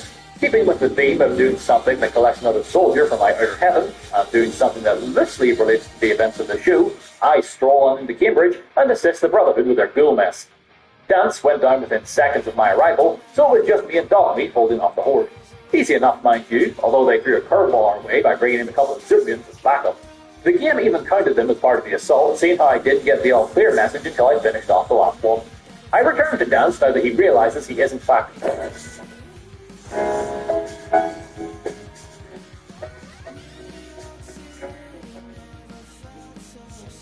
When it comes to choosing the right tires for any season, let us care about the details. To which we converse for a bit, and then make the hike to Arctia. Well, he does. I marked it earlier on the map, so I just fast travel over and have him zip straight to me once I make my way through the front door. When the Saints attack, I am surprised by how little damage they do. I don't think they have leveled up with me. I know my leather armor on the Vultures has a decent energy resistance, and I have at least one rank in Refractor for good measure. But still, I figured they'd be a bit stronger. Well, we make our way down to jumpstart the car, then, rather than roast down alive, for a change, I decided to go and help him with the big six. Many people have mentioned in the past how to just keep on coming until you activate the rocket, but that is not true. Sure, melting everything in the room with it does speed the process along exponentially, but standing around and ducking and dance doesn't take much longer in the grand scheme of things. What's doing it this way means I will get the greatest number of fusion cells possible. By the time I am done looting the ammo and weapons off of all of them along with the one step transmitter, I am just a little under 7 cells. In other words, I'm a something. Outside, that's rewards me with something that I'm using, and then I initially contest the quest, joining just out of curiosity. This leads to Dan sulking in the corner, making me feel so terrible that I agreed to join just so he doesn't cry. I didn't help him right away, but rather I took down my own burning desire with death and blah blah. He got long enough to make to the original church, join the railroad, and help Deacon get the prototype of Carrington. Have you ever noticed how wildly similar to this Robbie's introduction mission? That being, it starts with fighting through schools, talking to the faction, going with the follower of that faction on the quest, but then time to go to the most drop down high-tech facility, where you then fight through basic sense to collect a MacGuffin that will never be brought up again. You're also given an electric weapon that's automatic now and sports upon you, as there is no use. But when 3 of the 4 factions men joined and gained some top earlier from Darren worked to Crafton, and in doing so, half of that time to run Charlie appeared in the castle and alliance to send one intelligence. I thought I had more that I wanted to see at this point, but then I realized the wheel of the team left or go help the Brotherhood find slot patrol, so I get them to straight back to Cambridge. Well, I am forbidden from the big good old house for the time, and instead will have to compete with a single bidding quest. I got super lucky with this, as they wanted me to clear some tools. in Cambridge. In other words, I'm tasked with cleaning the front garden, more or less. I'm more than happy to do sort of lost control. The first place I have to search is an unmarked location up near the slug, so I figured yet again I may as well help them out with the Sugan problem while I'm here. Plus, despite how many times I have done their quest line, I still always forget exactly how many cells were crafted in order for him to be confident enough to fight back against Institute. So I figured getting 2 more here would hurt. The second one here is where the Sugans are holed up if that wasn't obvious. With that done, I can return to grabbing the 3 tapes that I need to locate Brandis. As mentioned, the first is in an unmarked location inside this destroyed building. The second is a little trickier, being in the National Guard training yard. The interior section is overrun with barrels, so there is something to stand in my way here, regardless of how squishy it is. And then onto the final holotape, it is at a nearby satellite array that has been overrun with super mutants. Or at least, it is supposed to be. When I got there, they were all just mysteriously absent. Must be unspotable. Well, it works for me. I casually scroll through to the final corpse and get the location of the paladin. Once more, Lucy demonstrates her fully optimized charisma though by failing yet another speech check. With a charisma of 5, I suppose it's like a coin toss whether or not I pass these checks. But my god, it certainly feels like a weighted point. Well, with Schrodinger's Brandis both simultaneously rescued and abandoned, I figured it's time to get on with the main quest, and given what route I'm planning to go down, there isn't all that much left of it when you think about it. Returning to Diamond City, I blow through next questions and then successfully pass the speech check to get the key to Kellogg's house. Quite time I succeeded on one of those. With Kellogg up next and Dogmeat already with me, I fast travel back to the Federal Ration stockpile as it's my closest location to Fort Hagen, and from there have a rather uneventful journey south. Well, I truly channeled my inner XCOM soldier right before entering the building, whenever I missed every single back shot on this gunner at point-blank range. I sit in my pit boy in pure disbelief for a few moments, before eventually returning the fire the old-fashioned way. Arriving at the fort, and as I have noted a few times in previous videos, synths really don't have as much energy resistance as you would think, and as a result, unless they gang up on me, something they are not normally smart enough to do, I should be able to get by fine. Also, the Trank pistol works on synths. Yeah, every other robot and machine is a no-go, but the fully robotic early synths, completely vulnerable to a needle-induced snap time. It's not something I make a lot of use of on the way to Kellogg. I stress, on the way to Kellogg. When I actually enter the boss room, well... I was going to go easy on you, but I wasn't taking any chances.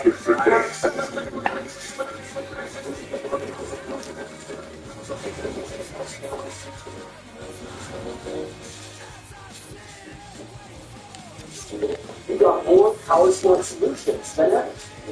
One systems.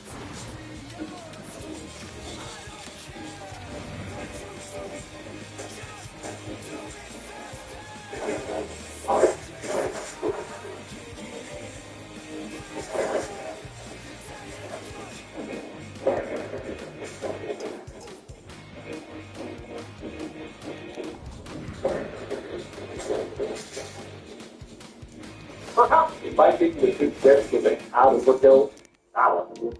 Outside, unlike clockwork, the Brotherhood rolled in to stroke their ego. Still bumping dents from my car defense antics later, I returned to the station one final time, and after a important job with Vertibird, sending my way aboard the prison, completely through my during my speech, and then finally have access to his companion and shipping him off on a new assignment. You know what? I'm here and I'm procrastinating hard on everything segment. So I ended up single-handedly clearing at Fort Strong to keep him at home and sweat. Straight up super loose. For good measure, I did try putting the big guy to sleep, but much like Swan, putting it in 1/4 is not working. So hopefully the rest will happen.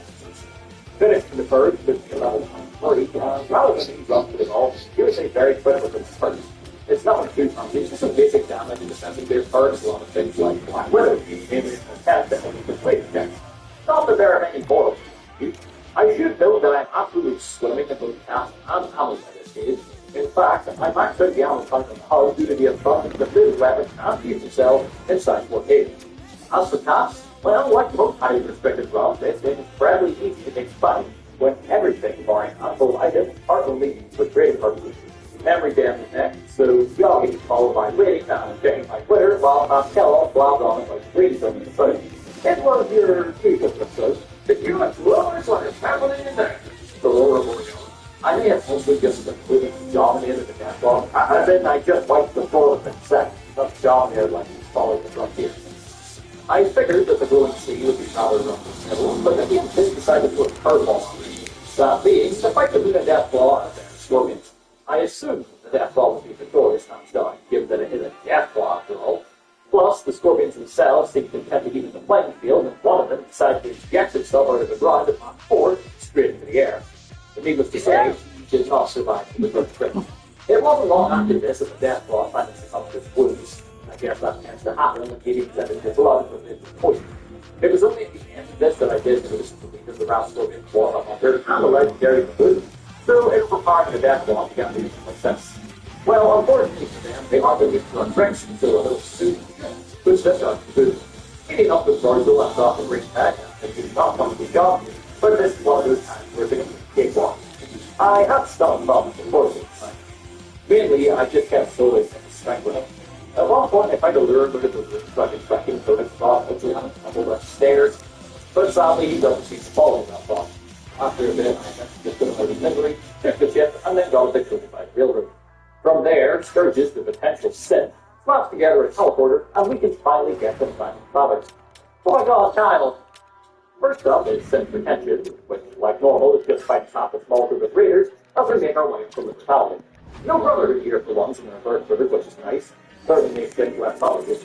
It should have been an easy climb too, but turns out the leaders aren't playing the rod up very hard, as the one in the Batman figures that if he is going down, he is taking everybody else and pointing their bridges with him. Listen. Next try, I get it fast, right as around the corner, he stumbles, and then I find a few shots being funny. Up top, we say the nice words, he waits for someone to sleep, and then easily fends off the last two raiders. Next is Bumper Hill. I tried to warn the wheel from the pricey ordeal, but Jackson was having none of it, and instead was only interested in asking me to support them 100% and not the better. I declined, as doing so, I could just not all three. Making my way to the interior section of Bumper Hill on my property to get captive is remarkably simple, given that I am trained to be in faction, so not one of them can even fix the heart. That dog change once we agreed to let this gift set go, as our corporate friend is bent pleased on a con. Fortunately, he is no stronger than one body rehab. Holy shit, 900 points, fuck me. Wrong, and one better for the Commonwealth, ultimately ending with unparted ways. It's not an amicable split, sadly, as once I return to the castle, it's already under attack. As we are all aware, for once, I have planned extensively for this. Every companion, except my is here and ready to defend it with their lives, which is a lot seen by their own mortal. I also have walled off most of the unseen bodies from the doors of the ones they spawn inside the walls will all have to be followed up to them, which, once they take it in, will then be greeted by a multitude of turrets on all sides. As to the ones that do teleport in, well, just look at the screen. They get fair enough better. Having all the companions also helps keeping the playing field with the invisible forces, as invisibility just does not matter to them. A majority of the battle takes place in the back wall or on rock-solid defense, keeps the sets from advancing further. When all said and done, we effortlessly slaughter enough good to win the fight. Of course, don't believe in surrender, however, and personally saw the running up and dispatching the final sets. This then leads to the final assault, and like normal, it's a bit anticlimactic considering what we just went through. We went through the sewers to get to the position to teleport everybody else in, and then it's back to making more sense. Considerably less when we went through its castle, mind you. Sure, there's such few unique legendary variants, but that's nothing that you well to trick and slow as to the run. I was able to pass one final speech check on Father to convince him that his help would save lives. In response, I also made through the stuff to evacuate us. A few more things that think they're more than some scientists, maybe we have acted so brave, and the Voltron is set, and we are ready to commit final war crimes. I made sure to save a little robot on as well, so like usual, we can teleport out, push the button, watch the fireworks, finishing the game and improving. Yeah, I guess you can be falling to work with this. I always love character-based runs. Sure, it's a bit simpler, some people so the stuff like 15 times the image is fast. People call me Yeti, abominable, but my program is breakfast. That's why I start the holidays. Okay, so I get a fair number of requests for weapon-restricted runs still, and lately I've been getting suggestions for runs only using for legendary weapons in games like Fallout and the Elder Scrolls. Truth be told, I thought about doing a new Digit to keep weapons run and with a main goal, but every single unique weapon will eventually be story for quite some time. No doubt it will still happen at some point, but today I decided to pivot more towards the elder scrolls and its favorite artifacts. Why? Well, first off, each of them requires a quest to be completed before you can get them, most need to be level gated, as opposed to a large majority of, say, Vegas's, which, let's be real, you can just walk up and grab 10 minutes from starting. That isn't a bad thing, mind you. I love having access to Chance Night 5 seconds after having my brain jump back into my skull. As for the second reason, well, messing around with the ball and drum briefly for footage for the listening video got me in the mood to do this. I would have done it in Oblivion, but I didn't. To give a quick rundown of what will feel, a fair amount of grinding for levels, way too many weapons, and very little armor. I'm also not allowing myself to use any kind of outside feeling as use the artifacts to make somewhat different ways. So in other words, no healing spells or potions. Now I will call that out of the way. Let's begin. First off, race. I lack any real defense outside of 3 pieces of armor, one of which I didn't even have access to until I'm level 30. I figured I could go with whatever race gives me the best ability. After mulling it over for a bit, I decided to go with the Nords for their 50% strong resistance. Dark Elves for fire, or Reps for magic would also have been a good choice, but Frost drains stamina as well as health is always an annoyance to me, so anything to help alleviate that frustration is good. Whilst I'll probably be fighting the beast amount of Drogger, and they all want to tell me this Frost magic. More importantly, it allows me to make my very generic character through my slot into every single life. We all know how this goes by now. You're free to put a risk of getting a one back inside, but you're thankfully saved in the nick of time by Iron. I choose to skedaddle the path bar simply because I'm doing things this way starts fixing your back door for some reason, meaning you don't have to wait around for the NPC to kill each other. So while they're doing that, I escape into the open world and begin planning my course of action. Now, many of the danger quests are level gated, some as low as level 10, and others as high as 30. However, there are a select few that can be acquired right out of the gate. The first one that came to mind was the Mace of Molag Bal. After all, I'm not going to get very far in these quests if I can't fight back. To make things just a tad more interesting and fast-traveling all over the map right away, I decided I would be allowed to use any of the host cards and would therefore need to manage from city on my foot. In retrospect, this doesn't do a whole lot more than possible like supporting sessions, as it was pretty rare that anything worth including in the video actually happened during these jumps across the plains. On the bright side, it does let me mark locations such as Rorikstead and Heartspire on the map, which will be helpful as we will be coming back to them later. Arriving at Markarth, and I get to see what surrounds. Next thing you know, we are goosebumps our way through a haunted house, ending with us being forced to kill each other because the wolves told us to.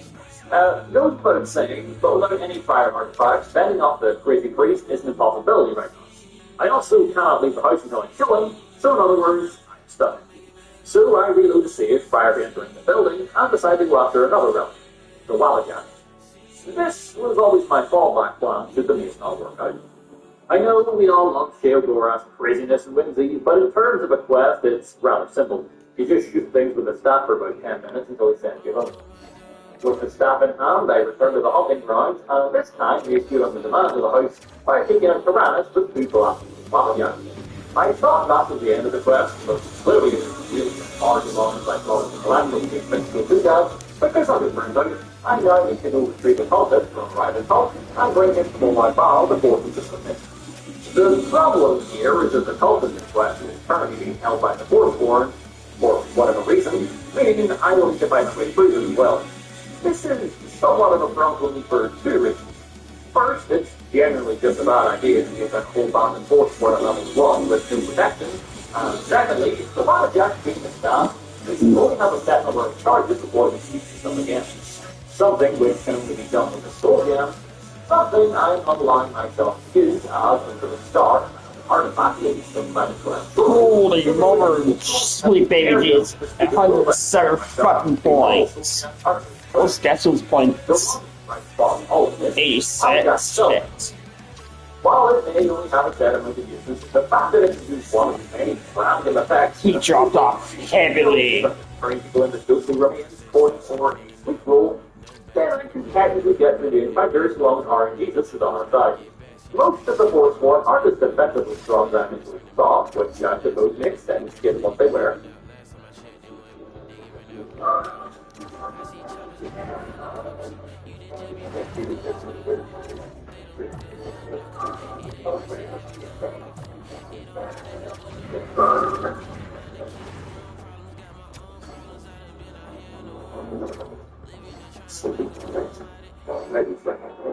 You whistle electricity.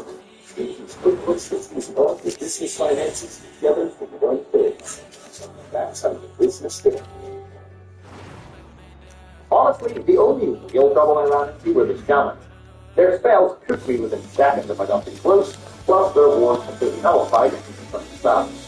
Stealth was one of my best friends, and their task to jump ahead a little, probably something I should have put a bigger focus on going forward in the run, but I digress. You can't get stealth trips with the Baba Jack, obviously, but I can sprint away behind these here rocks, wait for them gold bit screens to forget about me, and then pause these charges to the shadows, kill some of the weaker ones, and then rinse and repeat. Doing this, I also noticed that I was wrong getting the shadow charging on the ground. And if I were to simply hold down the right trigger and keep it charged with staff frames on them, they would then just fire up the ward.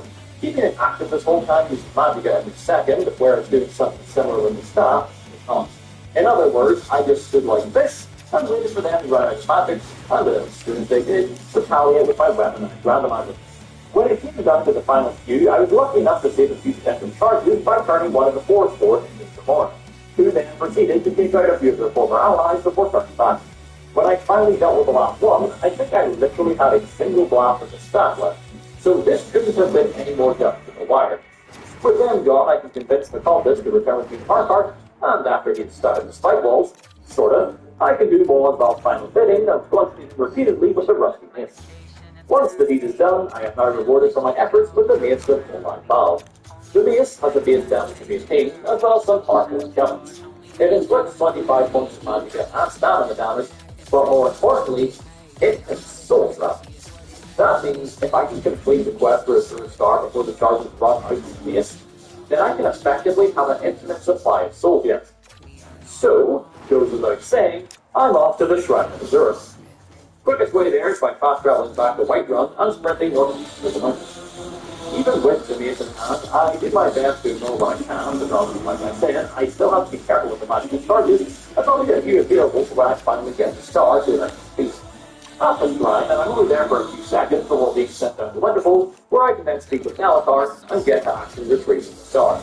Despite Nelatar never giving us an exact location, we somehow know exactly where it's located. Indeed. The place, no one else is deep. The problem, a whole bunch of wizards and necromancers, along with me still running around startless. I fought a few of the mages who attempted to slow me down. Fortunately, most of them were using frost magic, so my sword and chest air was able to combat that to a degree. Once the magical energy of the mace dropped to a half, I stopped fighting and just began running through the ravine of the dungeon. At the very least, the mages and necromancers that I hold past stopped following me once I got to the door to separate loading zones. However, that doesn't mean we're going free. More powerful wizards away from here, surpasses. Again, I thought I'd use to help me with the playing field, but none of that truly mattered when I tried to face down the apprentice here. Oh wow, he still wants to call her. I initially thought he was the one to twist the star, but much like with the Full-Line Valve quest, Oh, fuck you. my memory's failing me. Turns out when I entered the room, all I need to do Wait, how many more game-winning goals? up until I reach another room, where in which I will find a corpse that is keeping the star. Wow, you surpassed with The David star in is goals. broken, but it's nothing is allowed to go right. It's working. I wonder if he extended. I can either return to the shrine for repairs, or I can get a Nelatar again, Winterfold, seeing how he knows so much about it. And to be blunt, you are an idiot if you try to take it back to this ground. Doing that returns the food to itself, which allows any kind of white soul to pass through. So pretty much anything that isn't another Ooh, Nashville's first. However, Nelatar is hardcore and will instead transform it into the Black Star, which can absorb black souls, meaning any witch's soul in time. Seeing how you tend to fight me lovely bandits and whatnot, this is a complete no-brainer. Oh, and possibly due to faulty programming and the like, the Black Star can also absorb any white soul. So it's literally just a better version, no matter what we slice it. Before Nelatar can do this, we do have one final task, and that is to head into the star itself and kill the necromancer who was attempting to use his power to make himself immortal. He himself is rather weak. It's the random danger mages in place that compose of the rest. They managed to kill me on a few attempts, even one time after I dealt with Barrett, due to there being a delay between killing him and escaping the soul world. The trick was to simply rush it as soon as I got inside and did nuts. If I was able to hit him hard enough with the mace, I could stagger him, leading to a few more hits on my end, which would quickly win the fight. Plus, if it was done fast enough, he won't have time to run far enough in to bring in his major posse, allowing me to simply wait around until Melanchthon can pick me up. With the quest complete and a Black Star acquired, this run can finally start going somewhere. I head over to Amber Sharp Mountain, because I hate for the bunch of criminal bandits, and get to work soul-sucking and decimating them with the mace. Recharging the mace and the battle jacket level chanting, and of course, using the mace as levels on my one-handed and occasionally blast skills. Seeing how stats aren't tied to any skills and therefore cannot help me increase my level and get to the thresholds to the other artifact quests, don't be shocked if you don't really see me using them very often in order to actually as well. With my effective beating stick with the dogs banded and the tree lady that I see out in the field, I began making my way to Palfrey as not Jason gets the same one not returning. But both of them reward you armor. Same with Murphy probably too. So I'll have like $8 million in cat space freed up.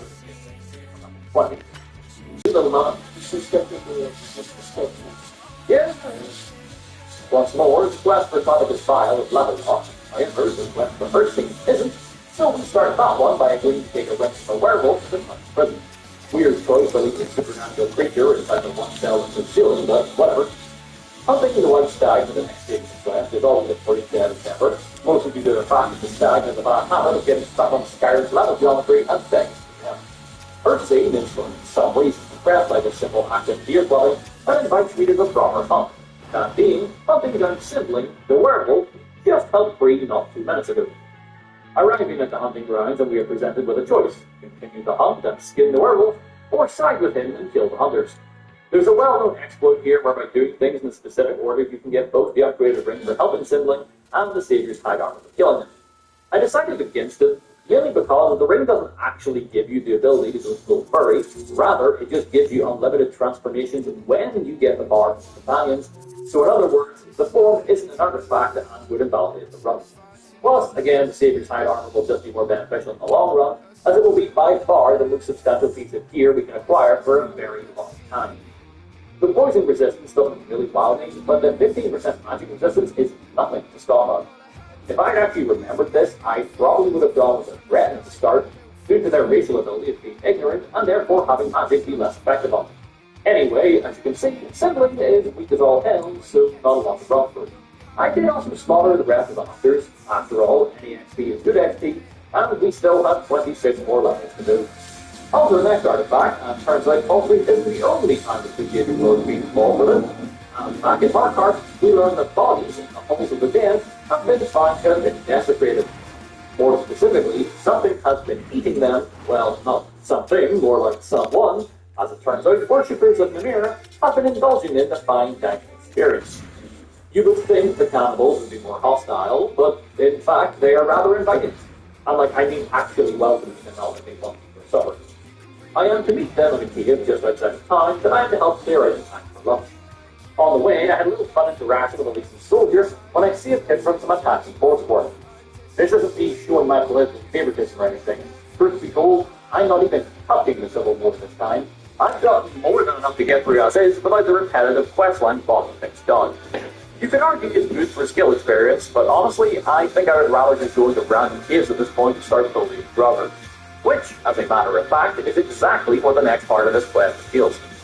With 50% frost resistance, some armor, and that magic resistance, I can hold my own rather easily against even the most difficult brother. To be fair, the massive magic damaging enchantment helps to stop any casters with these well-placed bombs.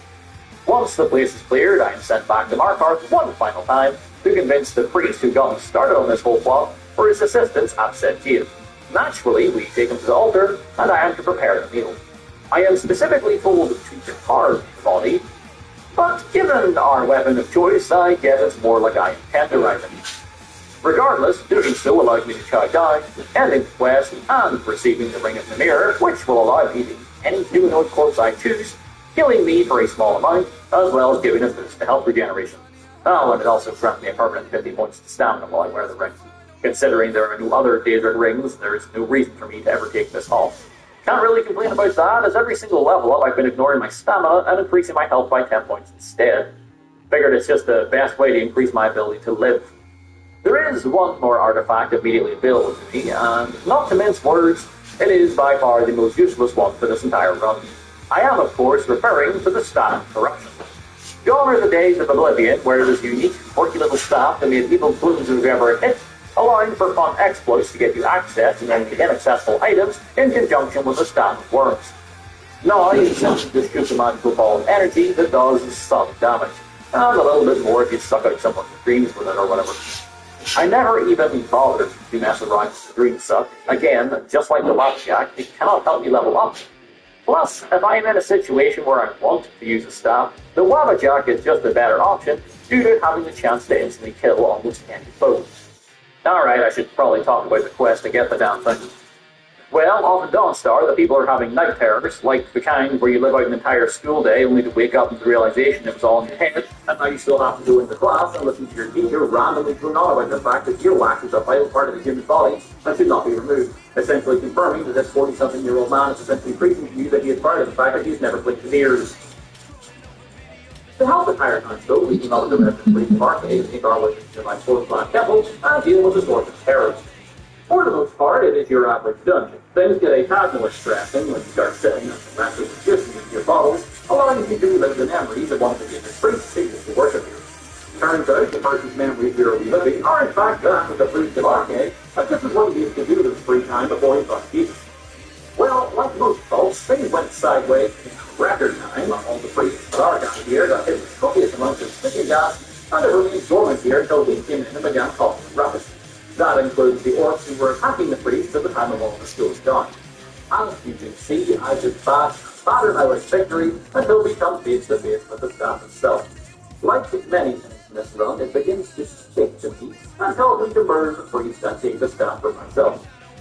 Not taking the time to question if I may in fact just be crazy due to having half-frozen brain from running around with just Skyrim and nothing but a small clues, I then take the mace and begin to make pace.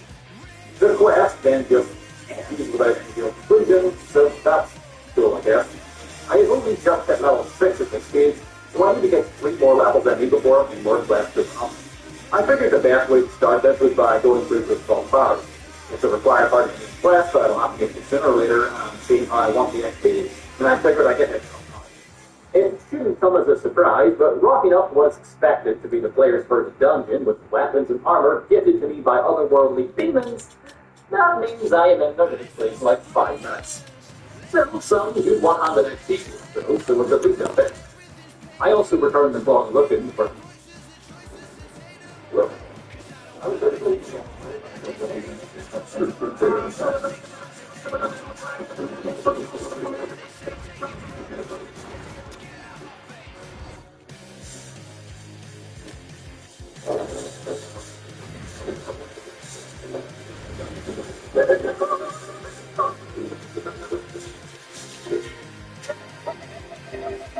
For some reason, even though gold is essentially pointless in this run, I've said it a few times, but I guess it's my obvious to right.